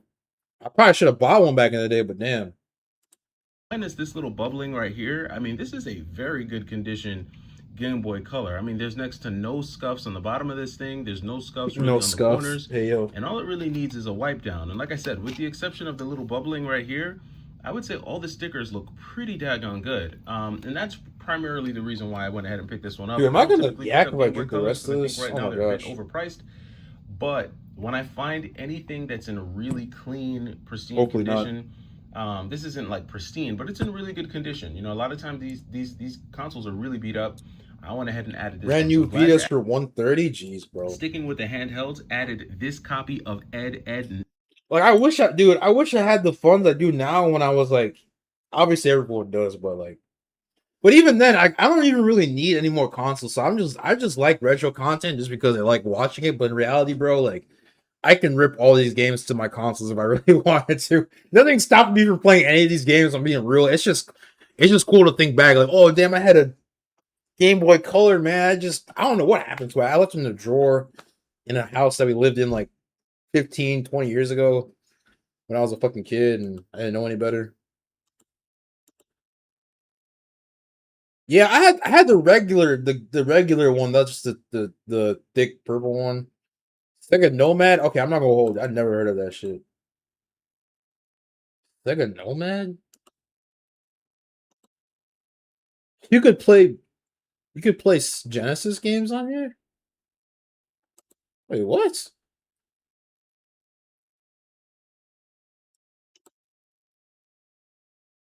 Portable Sega Genesis. Wow.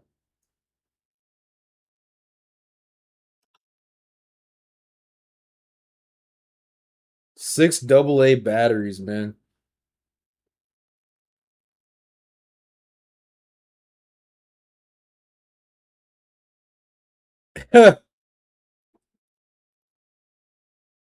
Yeah. What the heck? Damn. So they made it portable, but like the fucking that's crazy, bro. They got all these different like they got so many different freaking like consoles back then, man. I feel like they just don't ever have as many. I mean, no, but I mean that's not true because now they have like retro handhelds instead of these type of consoles. They have retro handhelds, which are in some ways better. I mean, obviously it's emulation, but you know, for handheld consoles, man, emulation is usually really good. Eddie, finally, this has been on my wish list ever since this game was going for like 120 bucks a few years ago. Thankfully, it's come down in price. I think today it's roughly between 75 and 80 bucks is what a complete in box copy of Ed, Ed, and Eddie goes for. I went ahead and snagged this copy. It is complete. Not gonna even bother opening it, but was glad to add this. Not even gonna bother opening it, yo. Next up, we've got Teenage Mutant Ninja Turtles for the GameCube. Very clean copy of Teenage Mutant Ninja Turtles. I think the manual is even in really great shape. Yeah, I mean, this is not a rarity or a banger, quote unquote, by any means, but this is a great GameCube game. So glad to have been able to add it into the collection. And then last but not least, we have this pickup here, Spawn Armageddon. This is actually a very fun action adventure game that allows Dude, this game is cool. A lot of Spawn's different weapons from his necroplasma. Is that what it's called? Necroplasmic? I don't know what it is. You got the chains. You can, you know, you've got his guns, his weapons. Obviously, you've got melee items that you can use. I think the grappling aspect of this game is kind of weird because you can only really use it in certain parts of the game. Like there's like a section in the first level, I think, where you're going from like rooftop to rooftop, which is where you kind of have to use it. This was a fun game for me when I had it before, and so I'm glad to add it back into the collection. There are a lot of like low dollar, really good, in my opinion, PlayStation 2 games that I really want to get back. Games like Neo Contra, Contra Shattered Soldier, Rogue Galaxy, Evergrace. There's just so many of those like $15 to like $25 games on the PlayStation 2 that are a ton of fun that I want to add back into the cheat code. All that being said, these are the pickups for this week.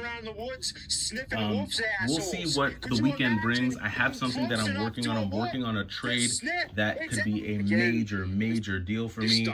And I'll share that with you guys as the weekend approaches. I had to share the let me know what you guys think about this. Damn, bro.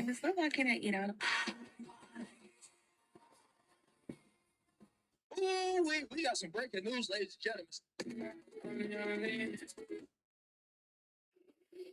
Shit, bro. We out here, dude.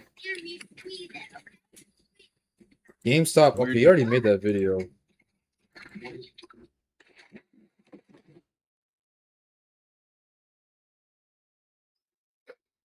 Oh, man. We still out here, man. I'm kind of just chilling. I'm definitely gonna get some games. I'm just low-key reacting to stuff. Modern Warfare 2 on veteran. Hey yo.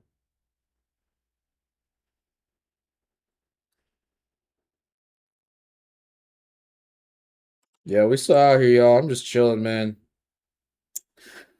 Oh man, we just watched a freaking retro review, man. Loki just getting lit right now. I'm kind of. I feel like I'm gonna fucking yak if I finish the rest of this, dude. I'm not even like lit right now. I'm just kind of chilling. But if I drink this rest of this, bro, fuck it. Mmm. Oh shit. Oh shit. Oh shit.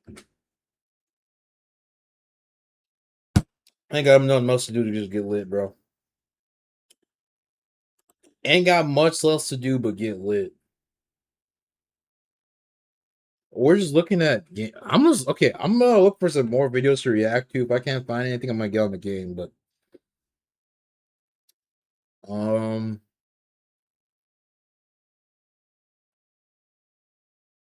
dude, YouTube. Hey man, what other content creator? Is there a video I should react to, man? Loki, I feel like, man.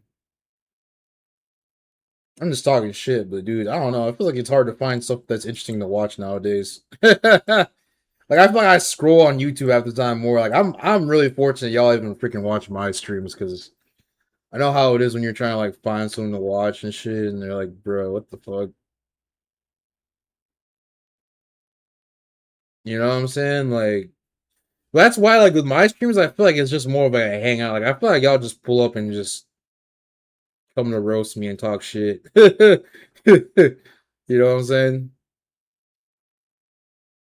Duskbloods, y'all trying to see a Duskbloods reaction? These PS Vita ports were awful. Shoot.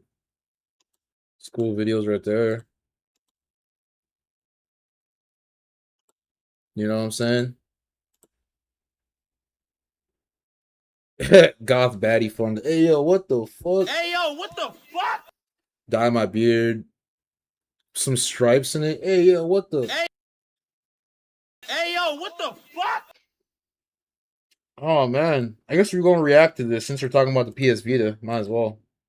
Welcome back to Franchise Player, and today we're checking out. Yeah, guys, I really appreciate y'all sticking around and just chilling out. I'm just reacting to stuff right now. We're probably gonna play some games later, man. I'm honestly just chilling.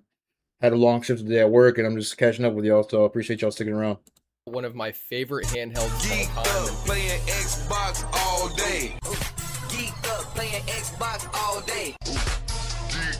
Playing Xbox all day. Best. Obviously, Sony stopped caring about this handheld probably by 2013. Landing strip. strip. Hey yo, what the? Hey, yo, what the fuck? The end product. The PlayStation Vita had so much potential, but unfortunately, Sony and a lot of developers did this console dirty. So today I thought it'd be fun to check out. Yeah, dude, I feel like the freaking. I feel like they just barely developed any games for them. They just didn't even try to like support it. Like Sony is so bad. Like if Sony doesn't, if a console doesn't do like 1 million sales right away, it just like if Sony has something that doesn't do like day one 100 million sales, it just deletes it. You know what I'm saying? Like it's so annoying. It'll be a genuinely good idea, but if it doesn't catch on the second it drops, and it's like, nope, you're done. Like, bro. On the Vita. Now, I'm not saying any of these games are terrible or unplayable, but these games definitely could have and should have been a heck of a lot better on the Vita. So sit back and relax. You know what I'm saying? Check out 6 of the worst ports that made it onto. But they always cancel actual cool. Like, they canceled The Last of Us multiplayer like online. I'm like, bro, out of all the freaking live service games you're gonna cancel the one that we actually wanted to play. Like, that's so stupid. Like, they canceled The Last of Us Factions online. Like, that's like the one live service game we actually wanted, bro. Because The Last of Us Remastered multiplayer, it's good, but like, it's usually either sweats or hat or like cheaters, right? Because it's so old from freaking 10, 12 years ago. So make a new fucking. They didn't even add multiplayer in Last of Us Part 2. So it's like, bruh, like, oh my gosh, man. Why have a Naughty Dog freaking logo on the talking all this crap about Naughty Dog while I got their logo up here? That's crazy word. Hey yo, what the? Damn, son, where'd you find this? This is a certified hood class. You know you done fucked up, right?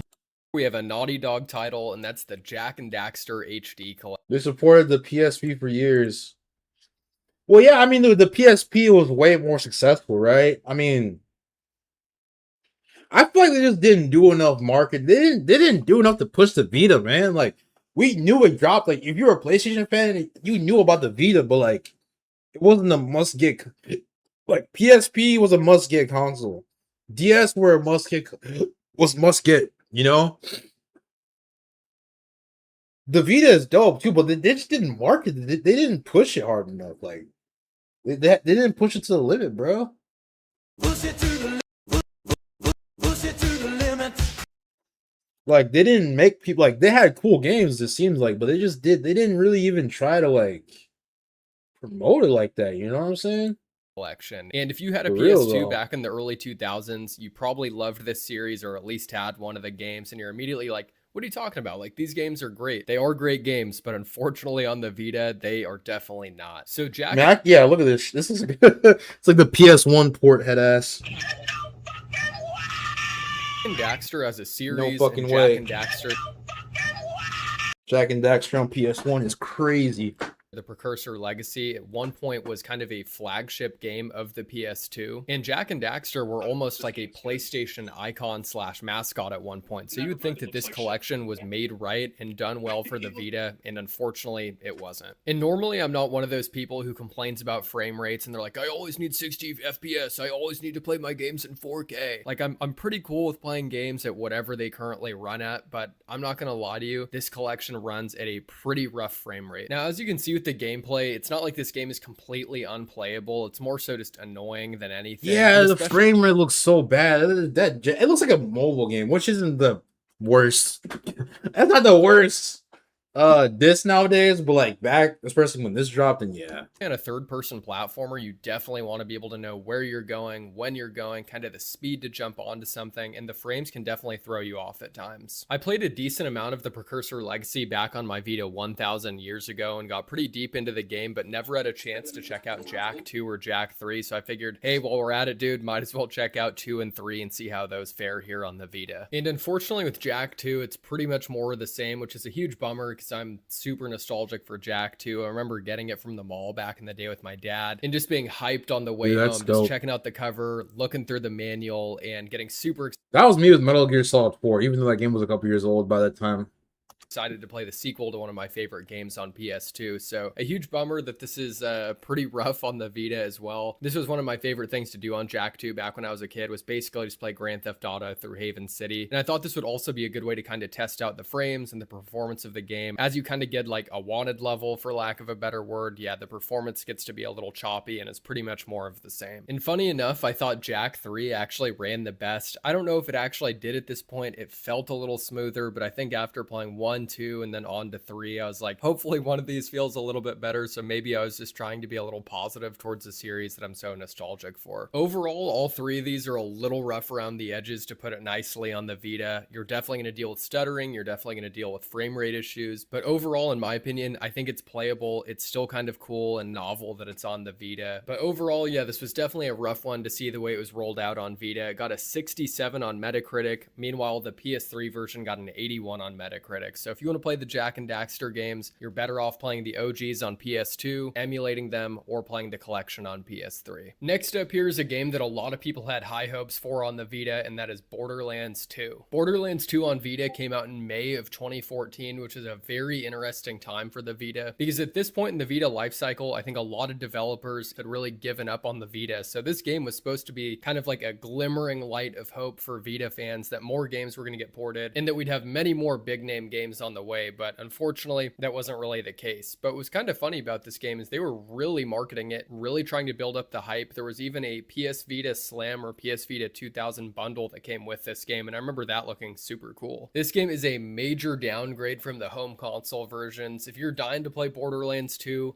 highly recommend Borderlands 2 on PS3 Vita or seems Xbox scuffed, man. 360 versions. And even though this is probably the worst way to play this game by far, there's still like a special charm to it. Like the fact you can play this on PS Vita, I still think is really cool. This definitely runs substantially worse than it does on the home consoles though. In terms of just the frame rate, I mean, you can see it here from the gameplay. It's definitely chugging along, probably not even hitting 30. I'd say maybe low 20s at best. And what's kind of interesting too, after you kill an enemy, they basically just dissolve. Like they're not even laying on the ground. You can see they basically just explode and dissolve compared to the console version. And then too, outside of just the enemies basically dissolving and the frame rate being pretty rough, The environments also look pretty bland and washed out compared to the PS3 and 360 versions, which for me is not the end of the world. My main issue with this game and the way it plays is the frame rate. I played a lot of this game on my Vita 1000 back in the day and got pretty far into the game, so it's definitely playable. Now, if you're coming from like a newer Borderlands game, if you're coming from PC, I can't believe they even got it on the Vita. That's actually kind of impressive. You go back and play this, then you'll probably be shocked at the state of this game and how it was even released. But I will say, even back in the day, people were hating on this game pretty tough for the way it was released. It got a 64 on Metacritic, so obviously not the best Vita game in the world, but I will say definitely cool to have on Vita. It's maybe worth checking out just for kind of the charm of it and the fact it even got released on Vita. You can definitely do a playthrough, but definitely have your expectations properly set. Don't think you're getting some proper Borderlands 2 game on the go. Next up here is a game that I absolutely love, and that's Resident Evil Revelations 2. Unfortunately, this game is a complete disaster for the PS Vita, but it's still a fun one to play. This game actually came out pretty late in the Vita life cycle. It came out back in August of 2015, so at this point there was not a whole lot of AAA games or big third-party developed games being released on the Vita. So this was another example kind of similar to Borderlands where people were super stoked because at this point people were basically starving for any kind of big name title to be on the Vita. So Resident Evil Revelations 2 was definitely hopefully going to scratch that itch. That's pretty cool, but I'm surprised they even dropped it. Definitely did not live up to the expectations that it had. Revelations 2 ended up getting a 65 on Metacritic. PSX. Vice City Stories Mode. I didn't even know that game had multiplayer.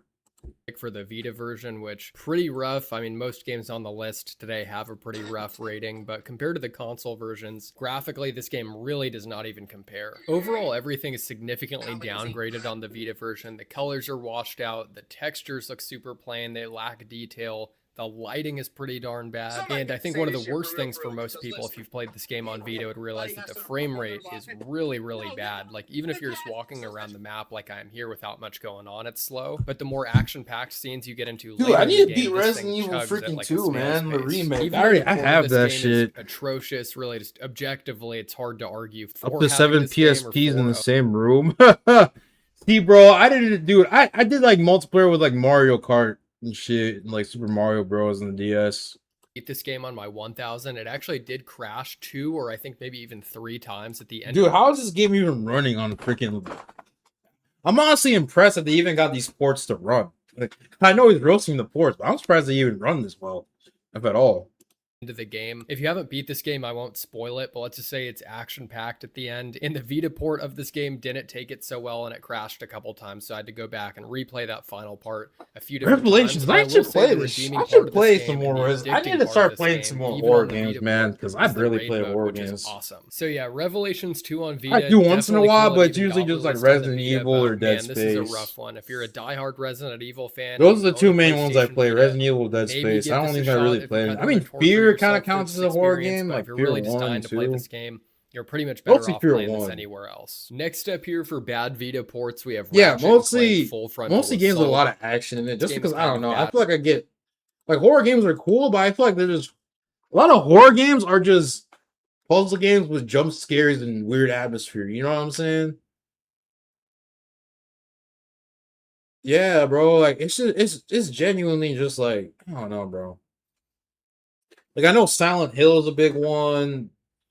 I know there's Fatal Frame. I know there's, like, Dino Crisis or whatever. But, like, I don't know. I'm not, like... horror games are cool, but, like, a lot of horror games just be having unnecessary, like, ass puzzles and shit. I'm not even trying to do all these... I don't know, bro. These horror game puzzles be doing the most. On Vita, but is just kind of universally disliked in the Ratchet. Tekken Dark Resurrection. That's cool, man. I have that game on my PSP. I have it on my PS3 too. I ripped it up to there.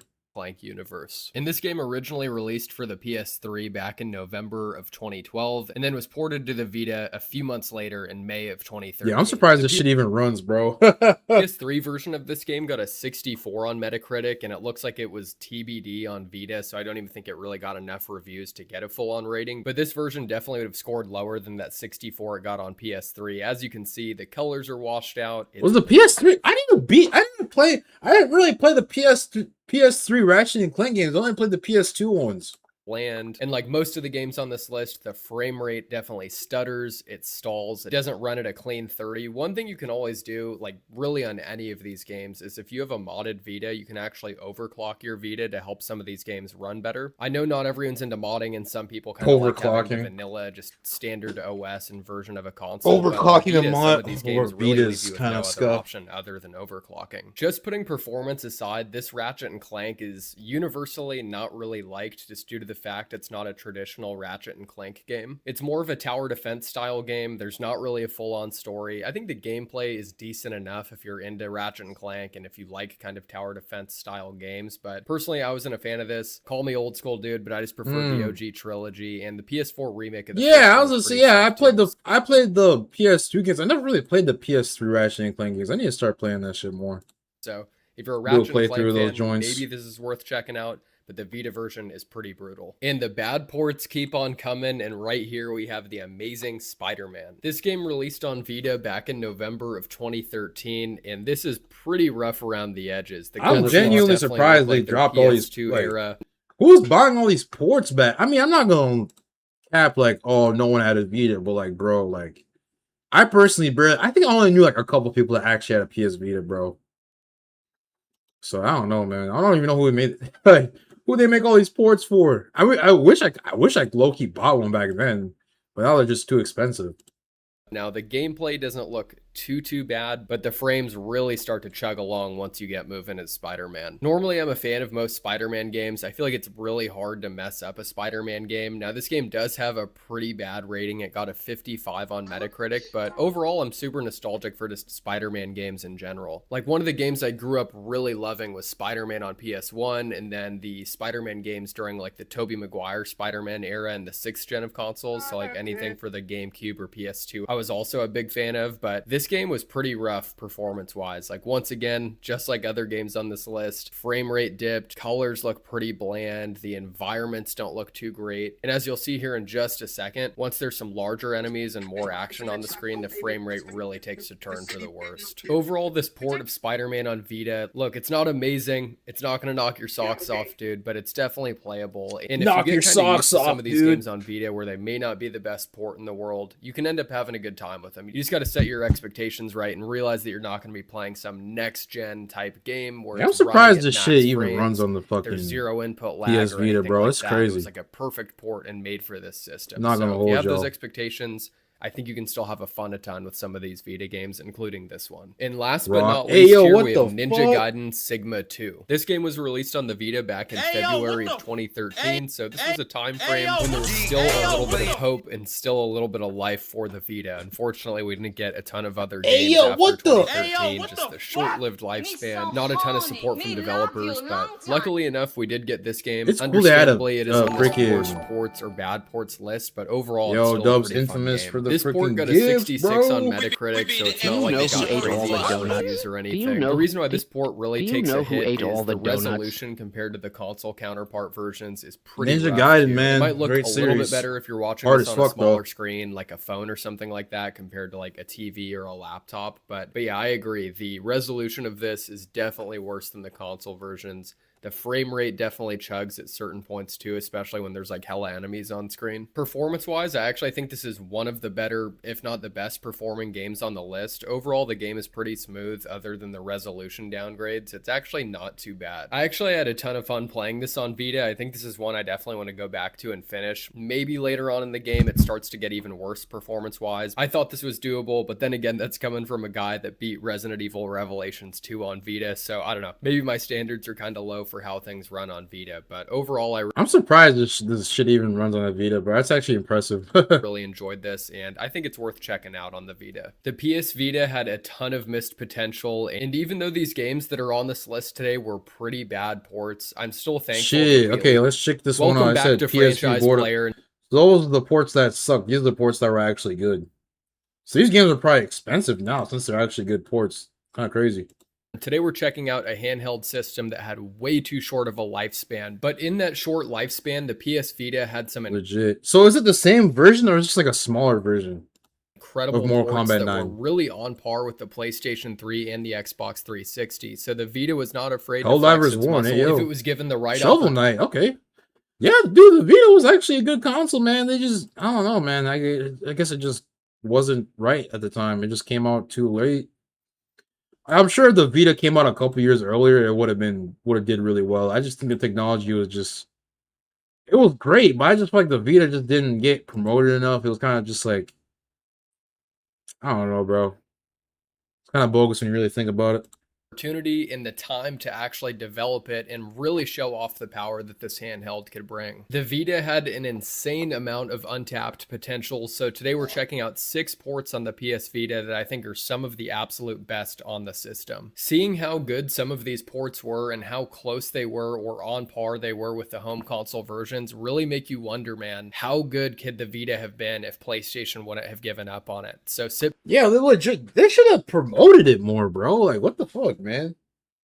Back, relax. This is going to be a fun one. First up here, we have a game that I think a lot of people either forgot about or might not even have known that it existed, and that's PlayStation All-Stars Battle Royale. And if you're not familiar with PlayStation All-Stars Battle Royale, it's essentially a Super Smash Bros. Clone, and this was a really fun era of PlayStation. Sure, things weren't going so hot on the Vita side of things, but overall, I think PlayStation... Yeah, bro, PlayStation doesn't even do cool stuff like this anymore, bro. That's how you know PlayStation, like...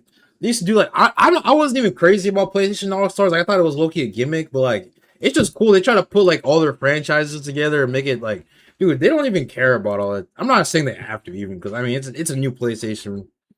You can literally tell like they used to care about their freaking franchises, man. Like, game. This game came out back in November of 2012, and during that era, PlayStation was doing something called cross-buy. I'm not sure how many people remember that program, but with that and the select games that were available, if you bought it on Vita, you got it on your PS3. If you bought the game on your PS3, like, dude, they used to have freaking cool characters, man. Damn. On your Vita, and this game was a part of that, which was really cool. The Vita version of this game is pretty much identical to the PS3 version. They had Cole McGrath versus Raiden from Metal Gear versus Kratos. Like, what game will do that nowadays? None. If you're playing it Sony on the will go, not do like that I shit am nowadays. here on my Vita 2000. Maybe we took this for granted, man. I don't know what, man. Because there are just so many games back. It's a cool game, but like, back when this dropped, bro, there was only so many games back then, man. You could buy. There's only so much money you had back then to buy for games. Hey, yo, what the fuck? Hey, yo, what the fuck? PS3 kicking back on the couch, it's pretty much the same game. In terms of graphics and detail, I don't notice a huge difference between this and the PS3 version. Part of that's probably because I'm playing this on a smaller screen on my Vita, but this is one of those games where you really feel like you weren't missing a beat playing the Vita version. I know back in the day, whether it was the Game Boy Advance, the DS, or the PSP, sometimes it felt like you were kind of getting the short end of the stick with some of those ports. But luckily here on the Vita, you're getting the full home console experience, in my opinion, with this game on the go, which is incredible. So the fact this was cross-buy, obviously a huge pro. The cool, graphics look great. The gameplay's super fun. Sure, this isn't Super Smash Bros. Level of polished, but I still think it's awesome that they had a game like this full of PlayStation stars. And at the end of the day, this was PlayStation's first swing, and unfortunately only swing at a Smash Bros. Clone. Hopefully they do another one of these down the road. But this game got a 75 on Metacritic, which I feel like is a little bit low. I understand it's competing against Smash Bros., so that's always what it will be compared against. So I think 75 is a little low, but if you have a Vita or a PS3, definitely give this one a chance. I think it's a fun one to play, especially if you're a diehard PlayStation fan. Next up here, we have one of the most impressive ports on the PS Vita by far, and that's Need for Speed Most Wanted. This game came out all the way back in 2012. It's hard to believe it's been that long, because when it came out, you're like, wait, Need for Speed Most Wanted just came out in 05, and obviously that's the better one. But in terms of Need for Speed, this game is still pretty darn good, and the PlayStation Vita version does not disappoint. Looking back on the gameplay now, you might look at this and be like, all right, man, this game doesn't look that great. Sure, it's aged, it's been over a decade, but when this game came out, especially on the Vita, this was pretty on point with the PS3 and 360 versions. In terms of visuals, some parts are definitely downgraded a bit and maybe compressed compared to the PS3 version, but overall, you're getting basically an identical experience, the full game, pretty much all the visuals, all the sound, everything that you'd want in a Need for Speed game, and everything you'd see on the home console like the PS3, but in the palm of your hand in the Vita, which is incredible. The PS Vita version ended up getting a 79 on Metacritic compared to the 84 that it got on PS3 and Xbox 360, which I don't think is too bad considering this is a pocket-sized version of that game. In terms of one-to-one ports, man, this is about as good as it gets on the PS Vita. You're getting pretty much the full package that you got on home consoles. If you're getting an itch to play this game or you've never played it before, I think the Vita is definitely a great option. And if you're one of those crazy people like me that still likes playing the Vita online, you can actually still play this game online. Mind you, it's not super populated, but definitely check it out online before it gets shut down. Next up here, we have a game from another legendary franchise, and this is Mortal Kombat 2011. This Mortal Kombat originally came out in April of 2011 for the PS3 and 360, and then made its way to the Vita all the way in May of 2012. So a little over a year later, Vita fans had their hands on Mortal Kombat. I know this game is actually a lot of people's favorite Mortal Kombat game of all time, just due to the balance, the art style, and the roster, and I can definitely see why people like this game so much. I know at the time people were looking for a more traditional Mortal Kombat, and this game definitely delivered. I remember back when this game first came out, I think I was in middle school, and I remember one of my buddies in the neighborhood got it, and we went over to his house, checked it out on PS3, and I think everyone was just mind blown at how awesome the graphics looked, how brutal some of the fatalities were, and just how fun this game was to play couch co-op with some of your homies. And that's your game right there, Infamous, man. What you gotta say about that? Who is your daddy and what does he do? We be the infamous. Did you know that I can see you? the neighborhood. Like, I really miss those times of couch co-op, but the Vita version of this definitely lives up to the home console experience. I will say, graphics wise, this isn't as detailed and as sharp as the PS3 version, but for a game on the go, I think this game still looks fantastic. Japanese exclusives. You can buy those on the store. I'm almost positive this game runs at 60 frames per second, which is on par with the console versions, and is another really cool thing about this game, because if you were wanting to take it hyper competitive, that's pretty crazy, bro. I didn't even know that. Just like you were playing on the home console version. So if you're wanting to practice some combos, get used to a certain character, practice going against another certain fighter, like, you were definitely good to go. Take this out. Hey, you're on a road trip, play it for an hour, and guess what? You got some time in your favorite character, so next time you played one of your buddies, it was going to be GG. This game ended up getting an 85 on Metacritic, so the rating was pretty much on par with the home console versions. So this is another great example of what the Vita was capable of. You could really play home console quality games on the go. It was really just a matter of if that developer wanted to properly port the game. So yeah, I highly recommend Mortal Kombat on Vita. If you're looking for a fighter, this is probably a good one to check out. Next up here, we have MLB 12 The Show, and this is back when PlayStation had MLB The Show as an exclusive, and it was clear that they were putting a ton of effort into the Vita port. The Vita version released alongside the PS3 version of the game back in March of 2012, and these games really went hand in hand with each other, where there was going to be cross-save, you could pick up a season and play, Road to the Show, the same thing, so this was huge for MLB The Show fans. A lot of people were excited for MLB 12 The Show on Vita, including myself, just due to the fact that this was the first version of the game that was going to be on the Vita and just the PS3. MLB The Show had finally stepped away from the PS2 and the PSP versions of the game, so they were able to exclusively focus on the PS3 and Vita versions, hence why we saw MLB The Show. I always heard about this game growing up. I never played it because I never really was like most baseball. other games on this list, it's pretty much the same experience that you're going to get on the home console version. However, with MLB 12 specifically, like most of the other games, it's not going to look as sharp as the PS3 version. As review, I don't know. I'm not really crazy about baseball, Sonic to be and honest. All-Stars Racing Transformed. This game released on Vita all the way back in December of 2012, so it came out about a month after the home console release. Give if me a you've link played the for something. PS3 or 360 version of this game, looking at this gameplay, you're probably like, oh, okay, it doesn't look as good. So there's definitely some Hey things guys, missing. happy There's 4th of definitely some July and welcome to another video. And this video is going to be pretty much most of the games I would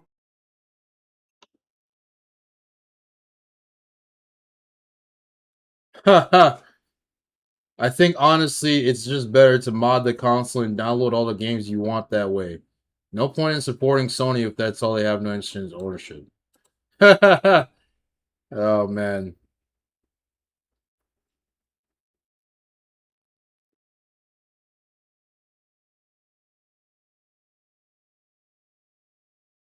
That's the issue. Can you really see owning a digital game 40 years now from Sony? The chances are slim.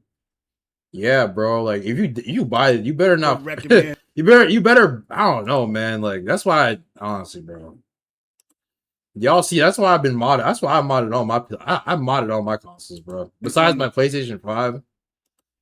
Man, I don't trust Sony. I never trusted Sony anyways. I've always liked their consoles, don't get me wrong, and their games, but like as a company and shit, they do not have your best interest, man. PlayStation Network before it closes next year. Now we're talking about the PS3 on. Like, look at it this way: I'd rather have the console than the games.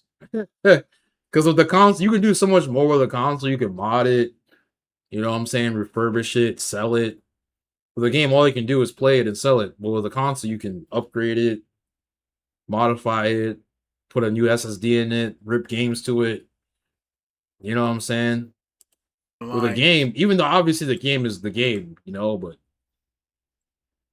foreseeable future, we'll see, man. I hope so. I know a lot of people like the only company that genuinely cares about like preserving their shit is Valve, I think, because Valve is the only company where like you can't really lose your Steam account. Like you have to like genuinely like.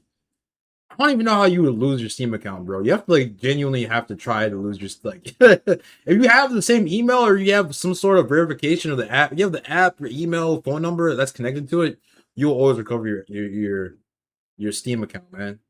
And Steam, like for all these issues with DRM and ownership, I've never had Steam like. Steam has never had an issue with this shit, bro. We're mad at Sony right Sony, on the other hand, man, like Sony, like. I'm sure I could download the PS3 games that I bought in the PS3 days, but like I don't even have any reason to, man. I could just rip. I don't have any reason to re-download the PS3 games. I feel like 10 years from now, 20 years from now, you try to turn on a PS3 and re-download the games, it's just not gonna work, bro. It's gonna tell you, oh, the server disconnected. You're literally gonna have to soft mod your consoles in the future if you're gonna want to download the games, because Sony isn't gonna support the infrastructure for you to be able to log back into your stuff, because that costs server uptime and stuff to be able to actually access it, you know? Right now, so I'm not sure how many people are really purchasing games from them right now. But if people care about the store closing and what's on there, this list is pretty much what's on the store and how to access those games just by typing what the game is. I've never heard of this guy, the Radical one.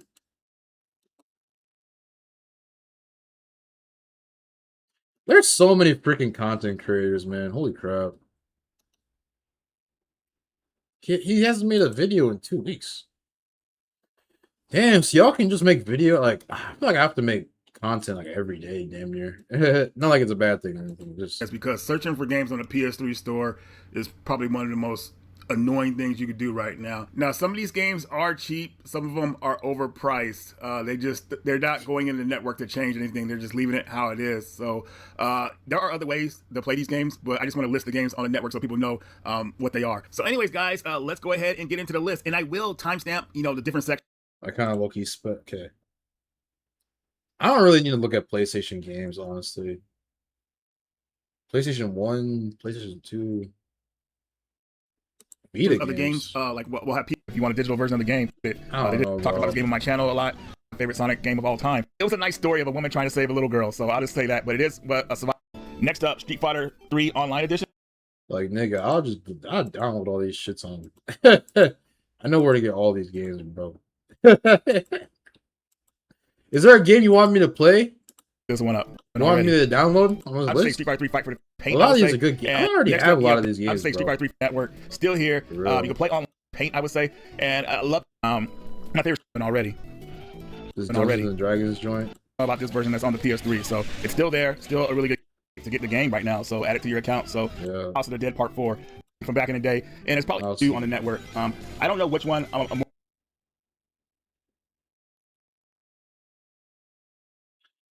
Oh, brother, a lot of games. And there's a fan translation out for it on the original hardware, but I think this was the official English release for the game. So okay, Monster. I've never seen this game before. That's pretty cool. It is cool seeing games you've never seen before, because it's like, what? Man, Championship DX. This game is freaking awesome. This is a game that got me back into Pac-Man. The 4 players online, which is freaking awesome. See, this game this Castlevania game actually looks really cool, man. I low-key want to play this, but obviously it's overly dead since it's been years since it came out. Is Castlevania Harmony of Despair? Harmony of This is like, yeah, dude, I actually want to low-key play this, man.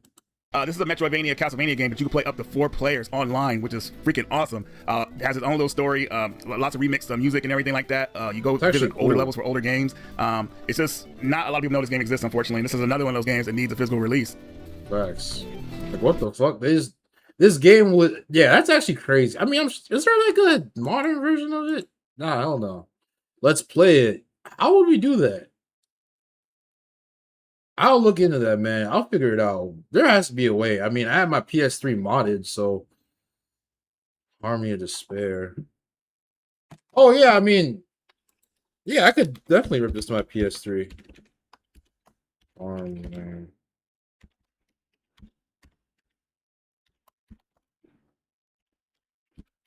Let's do it, man. I'm down, man.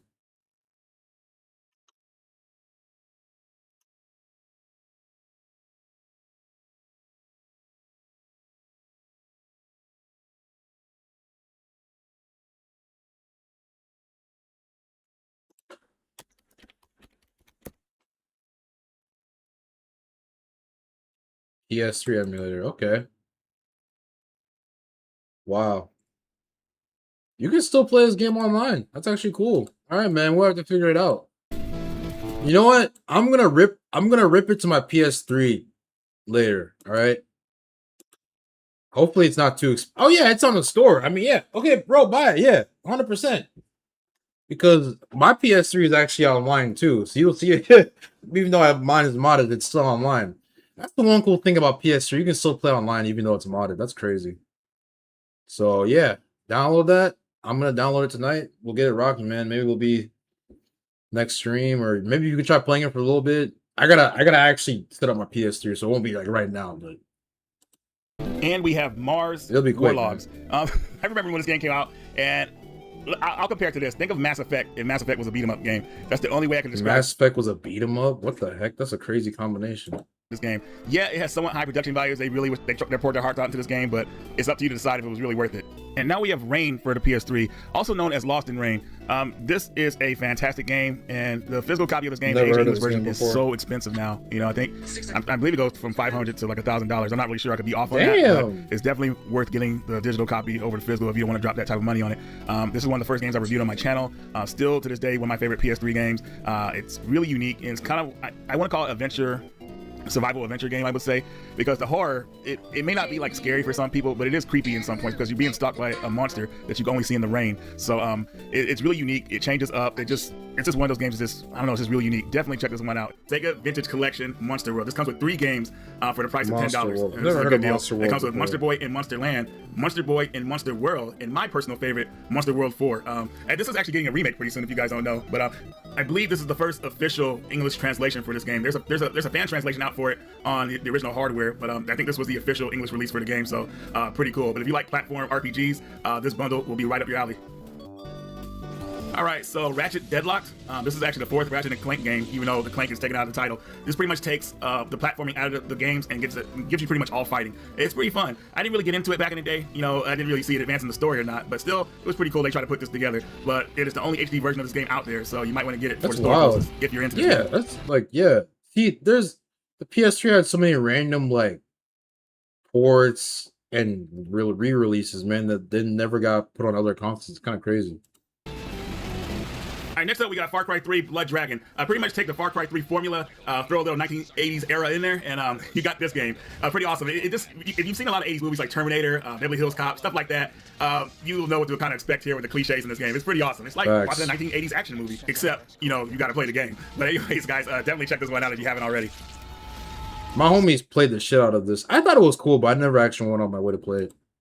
So if you're a Sonic the Hedgehog fan that's always dreamt of the day that you might get a Sonic fighting game, well, here it is, Sonic Fighters. Not gonna really go into this one too much. I mean, what you see is what.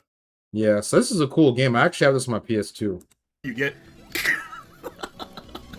But hey, you know, yeah, maybe you want to check this one out. I don't know, but for me, I thought it was okay. Next game. It's a cool game. Stardust HD was a really cool shoot 'em up game I played back in the day. This is one of the first games I believe was available on the PlayStation Network. Yeah, so I remember seeing this game a lot as a kid. They promoted the shit out of this game because it was like, yeah, the one was like pretty much showing one of the coolest PS. It was like this game and like Res. Like, what was that one? Res game? Yeah, they promoted the shit. Okay. This game, they had a PS3 version on like. They had a PS3 version. Something. Yeah, they promoted the shit out of that game, bro. See, Sony promotes games like this, but they don't want to promote other shit. This is weird. I'm not saying that's a bad thing, but like, you know what I'm saying? They can do whatever they want. Played back in the day. This is one of the first games I believe was available on the PlayStation Network. Cool game, so seeing it still here is pretty cool. It kind of brought back memories and everything like that. But if you like extreme shooters, you definitely check this one out. Ratchet & Clank: The Quest for Booty is a second Ratchet & Clank future game. Quest for Booty, hey yo. My mother. Do you smell what the Rock is cooking? Hey, yo, what the fuck? It only got an official release, I believe, in Japan and PAL territories, but that physical copy of the game is going up in price, so this might be your best option if you want to get the game. Also, to be honest about this game, it feels like it's more of an expansion pack. The game doesn't last that long. It's probably like 3, maybe 4 hours at the most, probably even shorter than that, so I don't know if this was really worth getting a physical for, but hey, for those collectors out there, they might want to get it, but hey, you want to get it on the cheap, you definitely download it. All right, next up we have Infamous Festival of Blood. If you played any of the Infamous games, you know this is like a sandbox adventure game. Really a lot of fun, very interesting. Festival of Blood expands on the second game's story, and especially with the ending I got in that game, I felt really bad, so it was nice to get this expansion pack, but this is only available as a download. It does say it's available in the Infamous Collection Pack, and that's a download code that you want to use before July 2nd, but you like what you're seeing here, definitely check this one out. Battle Fantasia is another cool fighting game. What I heard about this game is that it actually inspired the direction they went with Street Fighter 4 with the graphics and everything like that. But anyways, going through the game, very cool versus fighting game, very colorful, very like quirky and everything like that. I feel like this game is like a good starter game for maybe people that want to get into fighting games. I like that it's a fighting game that doesn't take itself too seriously. You know, it's just a lot of fun. Doesn't have that many characters to choose from, but that's totally fine with me because not having that many characters to choose from kind of like balances the game out pretty good. But anyways, check this one out if you like what you're seeing here. Next up, we have Resident Evil, The Umbrella Chronicles, and The Dark Side Chronicles. Both of these games kind of go over the first 4 Resident Evil games. A lot of fun. These are rail shooters, by the way, so make sure you have your move controllers ready. If you don't have a move controller, that's okay too. You can use the regular control pad as well. But these games give you like an arcade feel of going through the previous Resident Evil games. They're really a lot of fun, and it's cool kind of how they kind of like redo the story a little bit going through these games. Scourge Outbreak is a game reminiscent to, I would say, Gears of War. If you like those kind of third-person shooter games, you'll know what to expect here. Not as crazy as the Gears of War games. You know, Scourge is pretty much, like, I would say, a simplified version of those games, but still, it's a pretty fun game. And me and Marcus actually played this online. I want to say it was about 3 years ago, and we ended up beating the game. This is a very obscure game, and I mean, pretty much nobody ever talks about this one, but I think it's an interesting game you guys might want to check out on the store. You can play up to 4 people online via the story's co-op, so that's always a nice feature. Me and Marcus, I think we had a couple people join us back in the day, but I'm not really sure. I can't really remember too much about it. But anyways, I think this is one you guys might want to check out. All right, so now we're gonna look at some more fighting games. Battle Fantasia was just the appetizer, so now we're looking at Skullgirls Encore. Now, I've been following Skullgirls for years, and I know the game is on other systems now, you know, updated versions, but still, the version that's on the PSN for PS3 is still a good version of the game to have, especially if you only own a PS3. I followed this game back when it was Kickstarted back in the day, and I remember all the funding it got and the characters they added to it. That was just really, really fun to be a part of at the time. So, definitely one of those fighting games that's a throwback to old school with the way the animation is for the characters. My favorite characters are Painwheel and Parasol. I know Painwheel is probably like the weakest character in the game, but I love how she plays, so definitely a cool character. But anyways, guys, check this one out. And next up, we have Arcana Heart 3 Love Max, another awesome fighting game. This game is actually going up in price for the physical, so I thought this might be a good way for people to get this game. Very good game, great animations, lots of fun. You know the deal when it comes to fighting games. I'll never steer you wrong. Anime boobs. Hey, yo, what the fuck? Anime boobies. And next up, we have King of the Fighters 13, which is an awesome game in the series. This is the Quest for Booty saga, so very important game in the series. But this game was actually published by Atlas, so there's not that really. The Quest for Booty. So, and now the game is sought after, so it's going for prices from $80 to $100 from what I've seen. That's a good one. The digital version, I believe it's under $30. I definitely think this is a good way to get the game. And also another thing is when you're looking for the game in the store, for some odd reason, when you type King of the Fighters 13, it'll come up with King of the Fighters 12. So you have to go up, you have to scroll down the list and look for King of the Fighters 13. It's really weird. Maybe that just happened for me. The PlayStation Store is acting weird, but who knows what's going on. Yes, your store is straight stuff. And also, to be clear, I'm not recommending King of the Fighters 12. You know, if you buy that, you know, you're on your own. But I'm only recommending on this part King of the Fighters 13. You're on your own. I also wanted to mention Under Night in Birth. You know, a lot of fighting games for PS3, man. They really put a lot of fighting games in this console. I mean, PlayStation consoles in general have a lot of fighting games. Really, really good, and it really feels like a full package. You know, a lot of fighting games that come out today, you know, they're all this add-on content, you know, season passes and stuff like that. Not Under Night in Birth. Facts, bro. Fighting games back then had so many characters. Festival of Blood. I've played Infamous. I didn't really play the DLC though. Alright, so first game is gonna be Echo Knight. This is a survival. Man, I should rip that to my PS3 and play that. How you look at the game, but it's a first-person rip that to my PS3 PS3 game pretty much, and it starts off with you going back in time, dealing with past issues and stuff like that. It's pretty cool. Kind of crazy, bro. It's pretty expensive, so I think the best way for people to play this legit is probably to buy it on the PlayStation 3 store. Next up, we have one of my all-time favorite PS1 games. Oh, this This game's is Strider fire. 2. What's really cool about this one, it actually comes Man, with I'll Strider rip Part that 1 to my as well. PS3, Strider bro. Part 2 is a miracle in the making. Hey, One of my that's favorite a Strider good games out one. there, but even more than 2014. Animations are really well done. It really shows you what the Game's freaking PlayStation cool. I 1 actually could do, downloaded in this its to my time if its PS4. developers knew what they were doing. A lot of people don't know about this game, unfortunately, so hopefully now, now that actually the physical copy is really expensive, this will probably be the best way for people to try this game out. So definitely check it out. Also, I want to let people know this. If you beat Strider Part 1, which comes with this, you unlock the Zero mission on Strider Part 2, which is really cool. And it kind of explains a little bit more of the story, even though the story is all over the place in Strider games. It's kind of like a comic book pretty much. But just let you guys know that, and then you just use your save and transfer it over. Boom, you unlock that level. Next up, we have Persona 2 Eternal Punishment. This game I owned back in the day, and I never really got into it. And I'm figuring out why, because it was part 2 of another story. Part 1, which is Innocent Sin, came out on the PSP. But still, I mean, for Persona fans, there's probably something to be had here. If you like what you're seeing here, if you know, I mean, anything Persona pretty much intrigues a lot of people. So if you like what you're seeing here, it is on the PlayStation Store.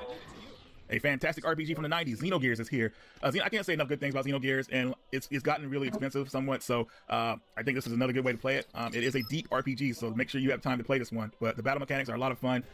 It switches up between human and robot, so lots of good things with this game. Very good story. Gets pretty crazy towards the end, but it's still definitely worth your time. Next up, we have Destrega. Destrega is a gallery fighter that I'm pretty sure went under a lot of people's radars. Koei did a good job on this game. It's really very story driven, and it really interests you to kind of like follow the story till the end. I had a great time with this game. I think you guys will too. That's why it's on this list. I never really got into Front Mission 3. It is a tactical game. It was by Squaresoft back in the day, and I think it's a pretty cool game, but still, I just want to put it on this list in case a lot of people didn't know it was on the store. And next up, we have Final Fantasy Origins. This consists of Final Fantasy 1 and Part 2. Honestly, oh shit! I don't really feel those games were that great. I like how they added the this the first Final Fantasy? But this is for die. I don't. And next up, but still, I just want to put it in 3. It is a tactical game. It was by Squaresoft back in the day, and I think it's a pretty cool game. But still, I just want to put it on this list in case a lot of people didn't know it was on the store. This is the first Final And next Fantasy up, we have game? Final Fantasy Origins. This consists of Final Fantasy 1 and Part 2. Honestly. And next up, we have Final Fantasy Origins. This consists of Final Fantasy 1 and Part 2. Honestly, I don't really feel those games were that great. I like how they added the cinematics to the new versions of those games. But this is for diehard fans that are pretty much that you might want these games. Dude, I've been playing Next up, PS. I we have don't know, Final man. I Fantasy like 5 it. through It's a simple game, but maybe it's because I just feel like a simple. Maybe I just feel like simple RPGs aren't even bad because I feel like they just add too much random shit to RPGs. It is a slow game. If you're not in like slow game, it is a pretty slow game. But like I played at my desk at work on my PSP, so I mean, you know what I'm saying?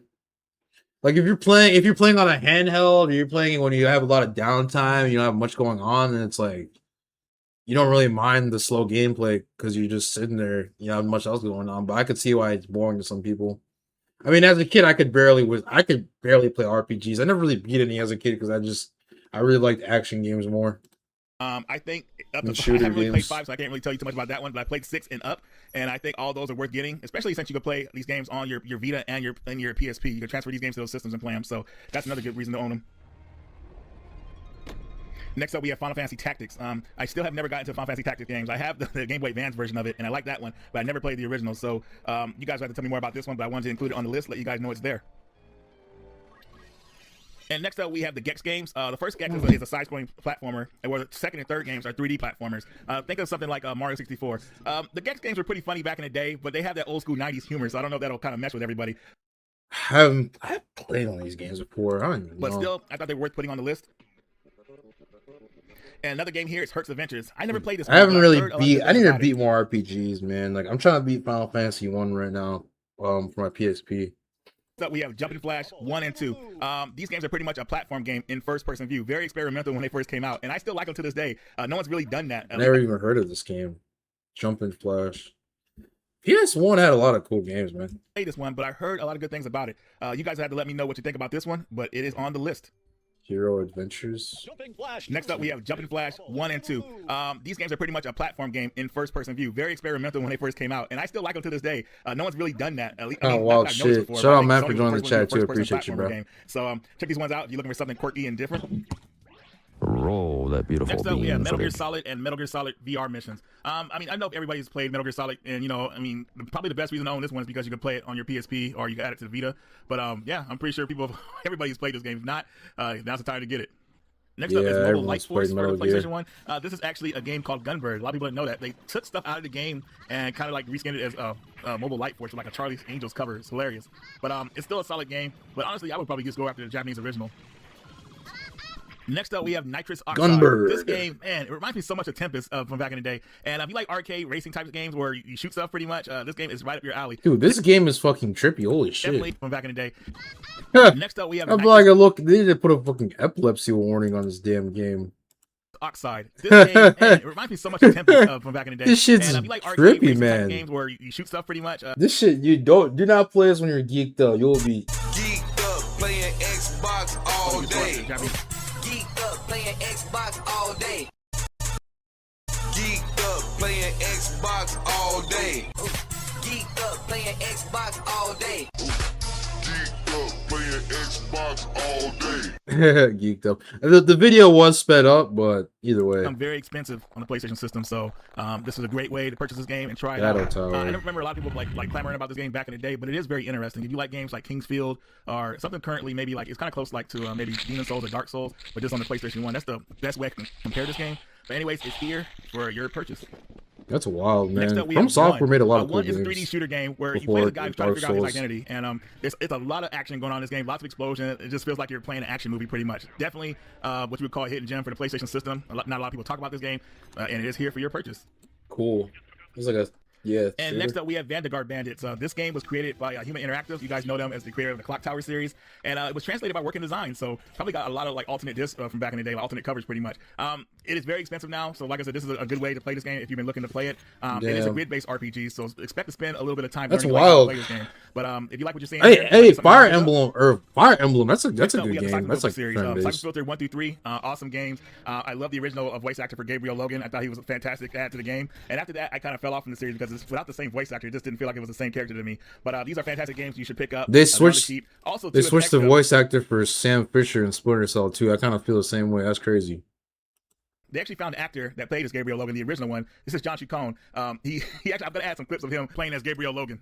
Hey, this is John Chacon, the original voice of Gabe Logan, and I'm partnering up with Siphon Filter Central to give you a chance to win a personalized shirt from yours truly. So follow us on social media and get all the details. Copy? Daddy, do you copy? Next up, we have Threads of That's Fate. cool. I like it when like voice actors or old actors that did their roles, they still like know how to like talk to or like you know what I'm saying? Like they'll find an actor that played a role like 20 years ago, but they still know exactly how to do the character. That shit's crazy. Played this game in years, but I remember how much fun I had playing it back in the day. And I remember when I got a demo of it, and I really enjoyed it. And I remember it was a monthly release. Like either voice actors or like actors in like movies and shit. That shit's hilarious. I believe, from Squaresoft at the time, now known as Square Enix, where they released Legend of Mana. Threads of Fate was the second game, and after that was Chrono Cross. And a lot of people like kind of like pushed Threads of Fate out of the way, kind of like, oh. Yeah, I'm messing with his videos. He's explaining the video. He's explaining the games pretty well, and some of these games I haven't even heard of. So that's pretty cool. I don't know what that is, but when you play this game, it's a great game. So definitely pick it up here. Next up, we have the Tomba games. These games do not sell well. I've heard a lot. I've heard of a lot of these games, but I haven't heard of all of them. But they just gotten more expensive, I would say. So if you want an easy way to try these games out, definitely pick them up here. More people choose the first one over the second one, so I think it's worth just picking up both of them and trying them out. Next up, Twisted Metal 1 and 2. I would tell people to get Twisted Metal 2. That is the best I one never in the really series, played even Twisted to this Metal. day. They just did a really fantastic job on that game, and they didn't really shy from the production values on that game. If you see games after that series, you kind of see where the kind of production value went down. I'm talking about more of the PlayStation 1 games, like Twisted Metal 3 and 4. But anyways, Twisted Metal 1 and 2 definitely worth picking up if you like destruction derby type racing games. Also, Tomb Raider is here. Tomb Raider 1 through 4. The last one. Gosh, I never really played Tomb Raider like that. I'm a real big fan of Tomb Raider 2. I had a good time playing that game. I remember playing it all the way through it, which I will never do again because the controls in those games are pretty stiff, I would say. But if you love the Tomb Raider series from back in the day, you might want to pick these up. They should just do a whole ass remake. Just remake Favorite the story whole. is a tactical I know they RPG kind of with did deep do that story. already, but like no, actually remake the original games because they changed like the vibe of like. I'm not saying it's a bad thing they changed the vibe, but like, dude, if they made like a Tomb Raider remake, but like with how it was on PS1 with like modern, like actual modern gameplay, that would be so fire. The story hits you in the feels right in the beginning. It's pretty messed up, but very good game. I think it was ahead of its time back in the day. I didn't really hear a lot of people talk about it, but still a solid RPG by Squaresoft, now known as Square Enix, of course. Now here is Tecmo's Deception Series 1 through 3. I've only really played the third one a lot, which is pretty much the rarest one and the most obscure one. You don't ever hear it. I've never heard it. Like, dude, what the? Never heard of this game. Video that I did about the PS2 game called Trap. You know what to expect here. I'm not sure what the physical games are going for, but the price you see them on here, they might be worth trying out. Mega Rock, ayo. It's like a spell casting game. I've never heard of that shit. Rayman 1 and 2. Rayman, a great 2D platformer game. You know, this came out on a lot of different systems. Still plays well to this day. And then you have Rayman Part 2, which is a 3D platform game. What's really cool about this version of the game is that this is the only version of Rayman 2 where you can unlock the original Rayman 2, which was a 2D platformer just like its predecessor. There are many versions of Rayman 2 out there, all of them pretty good games. But what makes this one unique is that it has that unlockable, and I think that unlockable is pretty important. It's wild. Next up, we have Sayuki Journey West. Hey, yo, I what played the? this years ago, and I felt like it was an okay game. You know, it was definitely interesting, but I never got into it all the way. I saw it in the store, and I thought I would add it to this list. So you guys let me know what you think about this one. Hey, yo, what the fuck? Next up, we have my favorite Ridge Racer game of all time. That's Ridge Racer Type 4. I just had a lot of fun with this game. I still remember the intro from back in the day, how it just really intrigued me about the game. Oh, yeah, the intro for this game is every pretty Ridge cool. Racer I game just is watched like it awesome, but yesterday. this one is my favorite one, and I hear it's a lot of other people's favorites too. All right, so next up we have Wing Commander Part 4. The Wing Commander series has a strong following even to this day. The third and fourth games are the games I played. One thing I love about these games is they have FMV scenes in it, and not just the cheap FMV. It has real actors playing serious roles. You have Mark Hamill, John Reyes from Sliders, and Indiana Jones. Hopefully I said his name right. But anyways, if you like what you're seeing here, you probably want to pick this one up. Shout out Luke Skywalker. Hey yo, hello there. I know it's Obi-Wan Kenobi, but Hello there.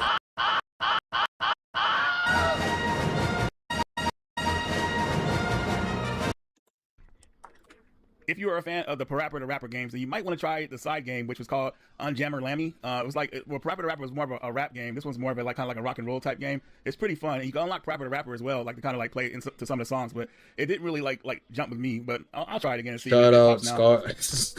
Yeah. And next up, we have the Jet Moto series. Jet Moto Dual Barrel Roll. These games are always kind of like all over the place for me, so I don't really know what to say about them. I know they have a pretty much cult fan base, so I wanted to include them in this list. But the racing for me was always weird with this game. The controls always seemed a bit off. But hey, some people got used to it and like the games a lot, so thought I'd include them on the list. Dual Barrel Roll. Next game here we have Castlevania Symphony of the Night. This is actually one of the first PlayStation classics that was released on the system, and still a game worth getting today. Unless you want to buy the original game for the price it's going for now, I think this is your best bet to pick it up for cheap. Yeah, I don't even want to see how much this game is worth. Castlevania Symphony of the Night. On PS1, that shit's probably like $200. Next up, we have Arc the Lad 1 through 3. The Arc the Lad games were published in America by Working Designs, and they came in the nice Working Designs box, but that's expensive now. So, Dual Barrel! Tactical RPGs with a good story. I would say definitely try these games out.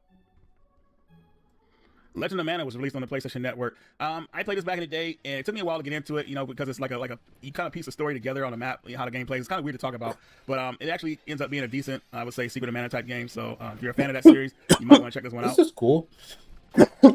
And next up, we have the Bloody Roar games 1 through 2.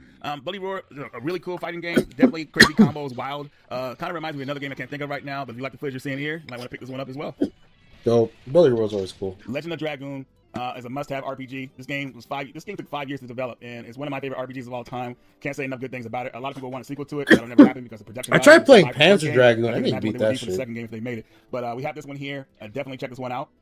The next game here, you know, the Mega Man Legend games are expensive as hell, so this is the best way to get them. If you get them for the price you see them on here right now, $5.99, I think that's your best option for them. You get Mega Man Legends 1 and 2. And also the next game here, which I feel like is a part of the Mega Man Legends games. I feel like I'm gonna have to come back to this list too. One of the most expensive PS1 games out there. You get on here for like $6. So I'm honestly just watching this for the vibes. I'm gonna have to definitely come back and watch this just to really. I mean, I'm peeping most of these games though.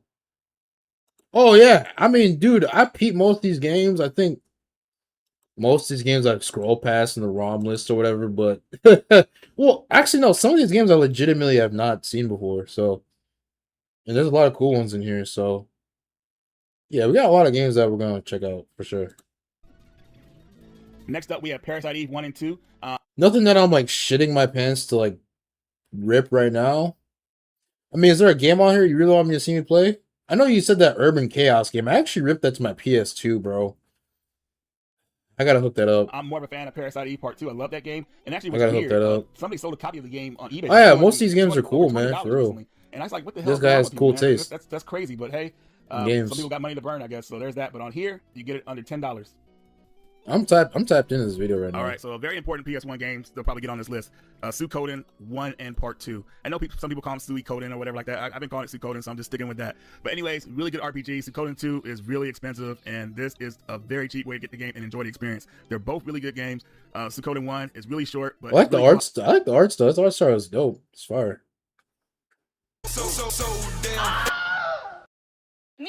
What did you say, nigga? You know what, motherfuckers? Eat a dick, nigga. I'm tired Hello of there.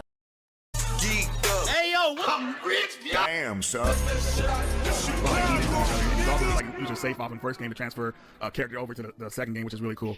Definitely check these games out, guys, if you haven't played them yet. There's so many good things about the Suikoden games. It's just it's a shame that some people haven't played them yet. I haven't played them yet. I should check it out then. Of course, introduced me to the series. I like the game a lot, and I think a lot of people should play this one. A really good RPG, very funny voice acting, cool moves, cool spells, cool story that changes up. I've never played an RPG like this where certain characters will just leave. I thought that was crazy. Like when you get characters in RPGs, Urban Chaos is legit. I watched some. I looked it up. I saw some gameplay. It looks cool. It looks cool for sure. At the time when I played them, who you got stayed with you. But this game, you never know who's going to stay with you or leave. So, very, very, I want to say, emotional RPG.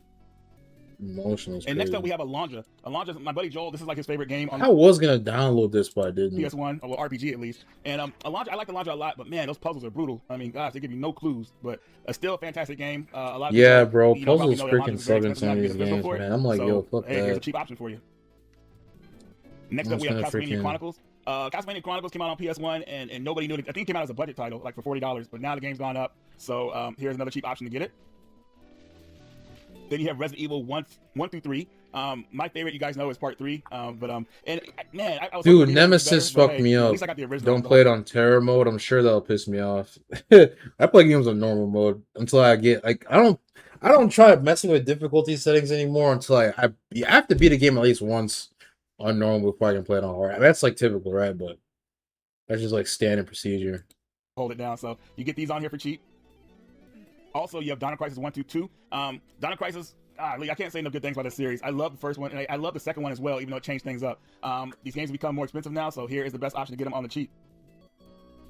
Then we have Silent Hill, one of the scariest games ever made. That's gone up for physical. I don't know crap about Silent Hill, man. I can't say enough good things about Silent Hill, but it's one of those survival horror games that you don't really want to play too much because it's too creepy. I even have a hard time playing the game again because it's just like too dang scary. That's probably a good thing for me because it's not spoiled for me, so I might actually get. Add on here just in case, because I don't know. I might actually get it scared if I play it, which I mean, obviously, it war, man. man. I know it's kind of controversial, but A lot of people already get this shit spoiled before they even get a chance to play it. And next up, we have Klonoa, another expensive PS1 game. You see the price on here. Well, I mean, the price is not going to change on the PSN, but you can get this one for under $6. Totally worth it. And another thing I want to mention, because this is the last PS1 game before I go to the next category. These games, PS1 games, could be downloaded onto your Vita and PSP as well as your PS3, so you can play them on 3 different formats. And also, the Vita TV is included in that, even though I count it as the Vita itself. But just wanted to let you guys know that. And also, okay, that's well, I guess we're in the cool. last section here.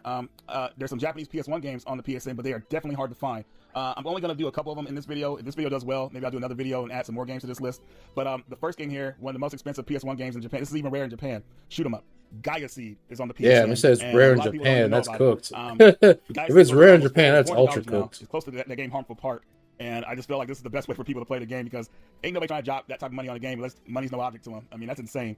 But one of my favorite shooters of all time, I actually did a video on this years ago. And when I typed the game, my video was like the only one that popped up. It's like barely anybody knows this game exists. But if you like, I've never seen this game before. Next we have Wolfang. I mean, there's a ton of like. I'm I'm not saying it's a bad game or it's not worth it. Like, I feel like it's only rare because it's an old game and like it didn't sell a bunch of. I mean, don't get me wrong, it's a cool game, but like shoot 'em ups to me are like a dime with the like shoot 'em ups. I know there's a lot of different cool ones, but like, dude, like old school shoot 'em up games, like they're whatever to me. Out there, it's like I want to call it more of a running gun. Inflated ass game prices, man. Game, you could change the weapons on your mech, and if your mech actually blows up, your character could like leave the mech and like continue to fight until another mech comes into the screen for you to jump into. Very well done game, but unfortunately nobody knows about it. But it is on the PlayStation Network. So Ultra check that one cooked. out. And last on this list is Sonic Wing. Don't hate me because I'm beautiful, nigga. But this version is called Sonic Wing Special. What it does is every time you play the game, the first level is the same, but all the levels after that are random pretty much. So you always have a different experience playing this game. Next up, we have Double Dragon, the first fighting game. This game is based off the Double Dragon movie that hopefully a lot of people didn't go see. This game is really a lot of fun. This is one of the later Neo Geo releases. And unfortunately, Geeked up playing Xbox all day. Geeked up playing Xbox all day. next up is Rapid Angel. This game is very expensive on the PlayStation system. I'm talking about $400 to $500. I've never seen this game. Pretty fun. The controls are pretty floaty with it, but I still had fun with this. Literally, like, this is actually, that's why I like watching these videos, because like once you think you've seen every game, you're like, I've never seen this game before. But if you're looking to play this game, this is the best way to do it. That's cool. Next up, we have Galaxy Fight. My buddy X recommended this game, but it's like this one is kind of like I don't know. I just feel like the controls are pretty rough with it. But we're gonna actually talk about some of these games in upcoming videos. So I'll just leave it at that. But it's here now. If you guys want to try it out. Like I never seen this. Is like a scuffed game. Look at the back. Look at the background, dude. It was like look at this shit in the background. This fucking nigga. What is that, bro? Hey yo, what the? Hey yo, what the fuck? Cause fuck them. That's why. That dirty monkey was beating my hood. These games in upcoming videos, so I'll just leave it at that. But it's freak here now. Is If you guys that, want to try it out. And one of my all-time favorite games has a sequel on the PlayStation. This is the Fireman Part 2. This one has pretty much the same formula as the first game. Hey yo, the story what with the? This one is that, hey, that's you go a good into, one. This indoor amusement park that's set on fire, and you're trying to put out the fire in there. It's pretty crazy. Story's pretty deep. You don't have to really worry about any like the language barrier because the game is pretty much all voice, so you don't have to read any text that's in Japanese. But still, you won't really know what they're saying. But still, that's not going to stop you from knowing your task. So definitely check this one out. And next up is a shoot 'em up called Shinryu. Where's the Japanese? That's why I've never heard of them. I didn't play it too much, but I know it was good enough to put on this list. Wow, there's a lot of Japanese exclusive games I've never heard about. And the last game here is kind of bogus. This is one of those quirky games by the same people I believe it made the Parappa the Rapper games. Don't know what to really say about it. I mean, you see the footage you're seeing here is pretty wacky, and if you like wacky type games, wacky is crazy. Castlevania Lament of Innocence. This is a prequel game in the Castlevania series. It tells you what happens in the beginning. The first, to me, solid 3D Castlevania game in the series. Definitely worth checking out. It's still one of my favorite games in the series, too. So, if you like what you're seeing here, definitely pick this one up. I did play this game. I didn't beat it. I played this quite a bit, actually. I just haven't beat it yet, man. I think I just got caught up in the story mode or something. I got, like, annoyed and I just dropped it. But it was fun, though. Like, there were some boss fights. I thought I was stunned on them. I was, like, actually getting some kills. And stuff like that. So, this is something definitely you might want to pick up, unless you want to go and try and get the physical PS2 copy. Grim Grimoire is a game that's really has a very good art style to it. You know, it's made by Vanillaware, and it came out around the same time as Odin Sphere did. It's a very story-driven game. Reminds me of kind of like when it comes to gameplay, it kind of reminds me of Lemmings, a tactical Lemmings game, pretty much. So, you'll definitely like the visuals here. The voice acting is really on par. You can listen to the voice acting in English and Japanese audio. And not really much to say about this game. It really surprised me because I didn't know what I was getting into with this game. But if you like the visuals you're seeing here, this game will definitely... Never heard of this game. Story, is something else. It will blow you out of the water. Margarita Sunrise. Next up, we what have the fuck? This game is hilarious because you have to go around kissing people and building up your heart reputation before you can kiss your dreams, which is the main goal in the game. Now, a lot of people don't know about this game. It was the only other game made by the creators of Rule of Rose, which is Punchline, the company called Game. To go fuck? Game will definitely pull you in. Next up, we have Chiller. Is something never else heard that will of blow this you out shit. the water. I feel like these games are just this is the type of shit that feels AI generated, but it's real life, bro. What the heck? This game is hilarious because you have to go around kissing people and building up your heart reputation before you can kiss the girl of your dreams, which is the main goal in the game. Now, a lot of people don't know about this game. It was the only other game made by the creators of Rule of Rose, which is Punchline, a company called Punchline. And a lot of people love Rule of Rose because it's a really rare game. Well, Punchline's first game is actually pretty rare too. At least the first game I know of for the PS2 at the time. So, very obscure game, very funny and unique. Definitely something you guys might want to try out. Next game we have is Gradius 5. This is a bit different from the other ones because this one, I believe, was actually made by Treasure. And don't get me wrong, it doesn't take away from the other games or anything like that, but you could tell that they wanted to kind of like a fresh start for this series, so they gave it to a new company to work on. Yeah, I have this. I think I ripped this to my PS3. If you like what you're seeing here, definitely try this one out. A lot of cool. Next up, we have Psychonauts for the system. And, well, I mean, I never really got into this game, but I heard so many good things about it, so I said, you know what, let me go ahead and include it in this list. I forgot what... I need to play this game more. I heard it was cool. It looks cool. I remember legit seeing this review on X-Play back in the day. BRB, do your thing, man. Shit, I'll be here. Show 'em. Know, or you guys kind of go amongst yourselves about it, but I think it was a worthy one to bring it up on this list. Next up, we have a very violent game called Manhunt. I remember playing this back. Well, actually, I watched a friend play this back in the day, and I was tripped out. This is like true survival horror. You play as a convict that's about to get executed pretty much, and he wakes up and he's in a town where he can try to Honestly, bro, I beat this last year. I should do another playthrough of this shit. survive if he gets past a lot of other people trying to kill him. It's like a sick, twisted game, kind of like that movie Running Man with Arnold Schwarzenegger, but a lot more violent. You know, brutal game. This game. Got Rockstar in a bit of legal trouble, I believe, back in the day, but it's still available on the list here, so might want to check this one out if you can stomach it. If you can stomach it. All right, bro. It's dude. Honestly, dude, for being such an old game, like I'm not gonna lie, some of the mechanics and shit are still pretty gruesome, but honestly, it's such an old game. The kills don't even look. The kills look like a meme. Honestly, from like back then, they looked like scary and stuff. Or whatever, but dude, Manhunt executions, they just look like meme gifs now, honestly, because the graphics are so bad. You know what I'm saying? Like, they just look, I don't know, bro. It originally came out on the PS. People who made that shit made it like it was a murder simulator, bro. It's literally not, bro. But the director's cut. I mean, it is, but like, the actual gameplay is just, they basically just copied Metal Gear. Like, they copied Splinter Cell, just hide in the shadows, go behind them. Yeah, like, dude, it was a fun game, though, man. Freaking Manhunt, dude. Freaking Manhunt, dude. Alright, I'll keep watching these. Came out on the PS2 system, and just a really fun game that a lot of people don't know about. A total hidden gem. Lots of good voice acting, animated intro. Just like they don't really make games like this anymore, and it's really unfortunate. So definitely try this one out. Next up, we they don't make them like this no more. Has so much, like, it had a hard time coming out back in the day, and it finally came out as a budget title, and it's here on the PS2. So this one's like what I would call a run and gun 3D game. Very fun. You get to choose between 3 characters, and I think the Red Star was actually based off a comic book back in the day. I can't really remember, so it was a long time ago. But if you like what you're seeing here, definitely pick it up. I added it on a hidden gems list a long time ago, and a lot of people took interest in this game. So like I said, I don't know what the price is going for it now, but it's here available in the store. All right, so next on the list is Stella Deus.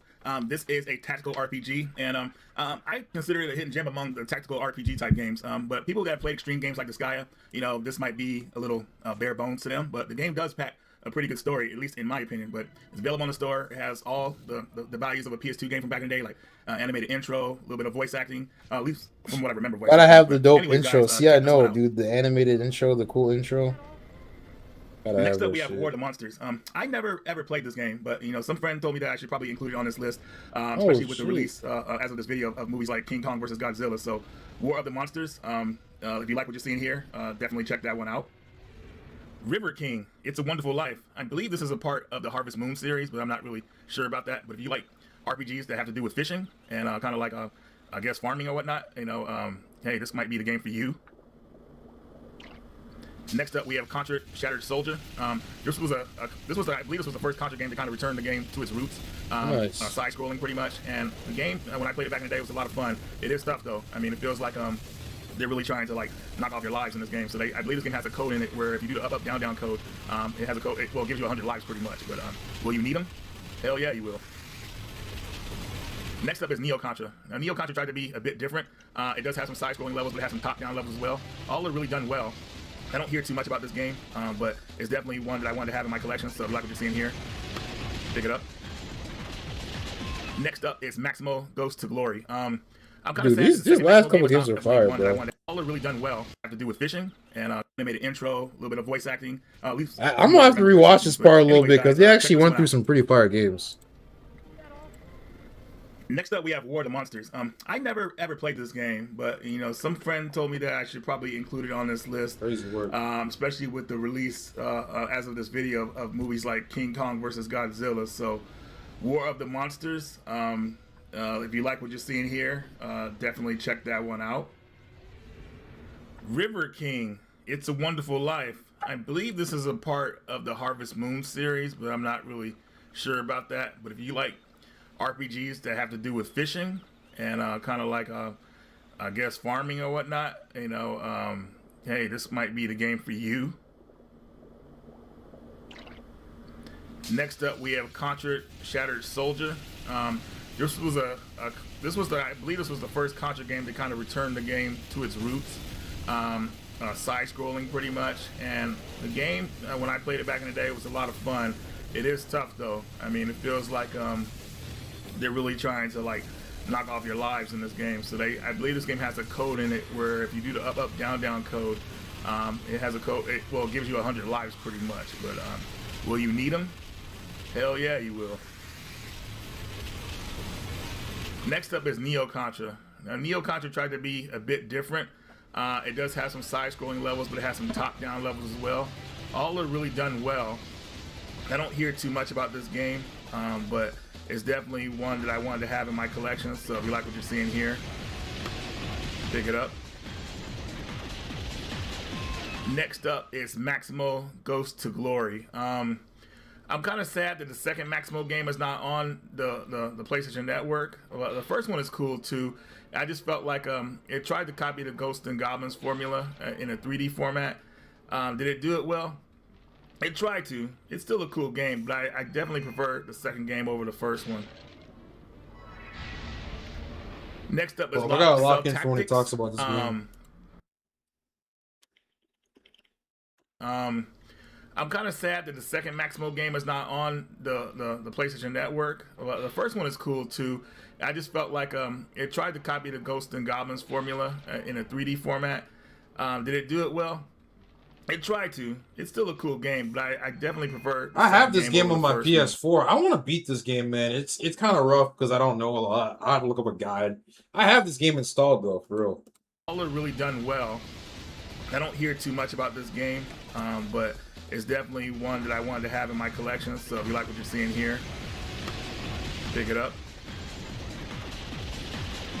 Next up is Maximo Ghost to Glory. Ghost to Glory. This game is cool, man. It's just annoying, bro. It's on my hard drive right now. The first one is cool too. I just felt like it tried to copy the Ghosts and Goblins formula in a 3D format. Did it do it well? It tried to. It's still a cool game, but I definitely prefer the second game over the first one. Next up is La Pucelle Tactics. This is part of the Rhapsody games. So you guys heard about them. It also, I believe, it's a prequel to this guy as well as Rhapsody. I mean, I think it takes place in the same universe. I'm not really sure, but it's a tactical game. Lots of death, not as much as Disgaea, but you can kind of tell that Disgaea kind of took the tactical RPG level and just took it up way high a notch with what you could do in those games. But La Pucelle Tactics is a good game. Check it out. And next up we have Innocent Life, a futuristic Harvest Moon. I really like the Harvest Moon games, but you know, they're here. There's a couple of them here. The Innocent Life one, I think if I did play a Harvest Moon one, that's the one I would play. So when you play a Harvest Moon game, you pretty much know what you're getting into. So I can't really tell you too much about it, but if you like what you're seeing here, definitely pick these up. I'm definitely gonna have to come back to this video. Next up is Capcom Fighting Evolution. Oh man, so this I'm gonna play some now. Back in the day, and one of the reasons I wanted to own it was because it had an unreleased Capcom game, like characters on the game. It was Red Earth characters, pretty much. And Red Earth was a fighting game found in Japan only. You know, I can actually play this one, the Capcom Fighting Evolution. Let's try that shit. Onimusha Way of the Sword is, on one hand, Onimusha game, that's cool.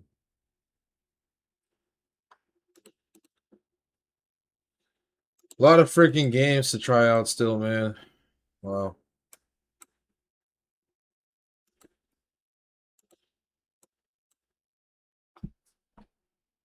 Oh yeah, no, I had some good suggestions in there. Thanks for the suggestions, man. I'm gonna check out a lot of those games. Well, I don't know about a lot, but a decent amount of them, since I mean I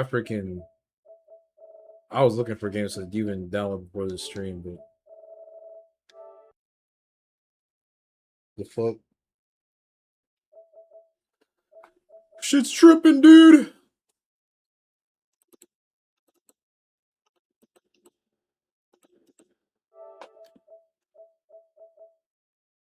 Okay, I'm gonna play this for a little bit. I'm gonna play the Capcom Fighting Evolution for a little bit. Let's do this.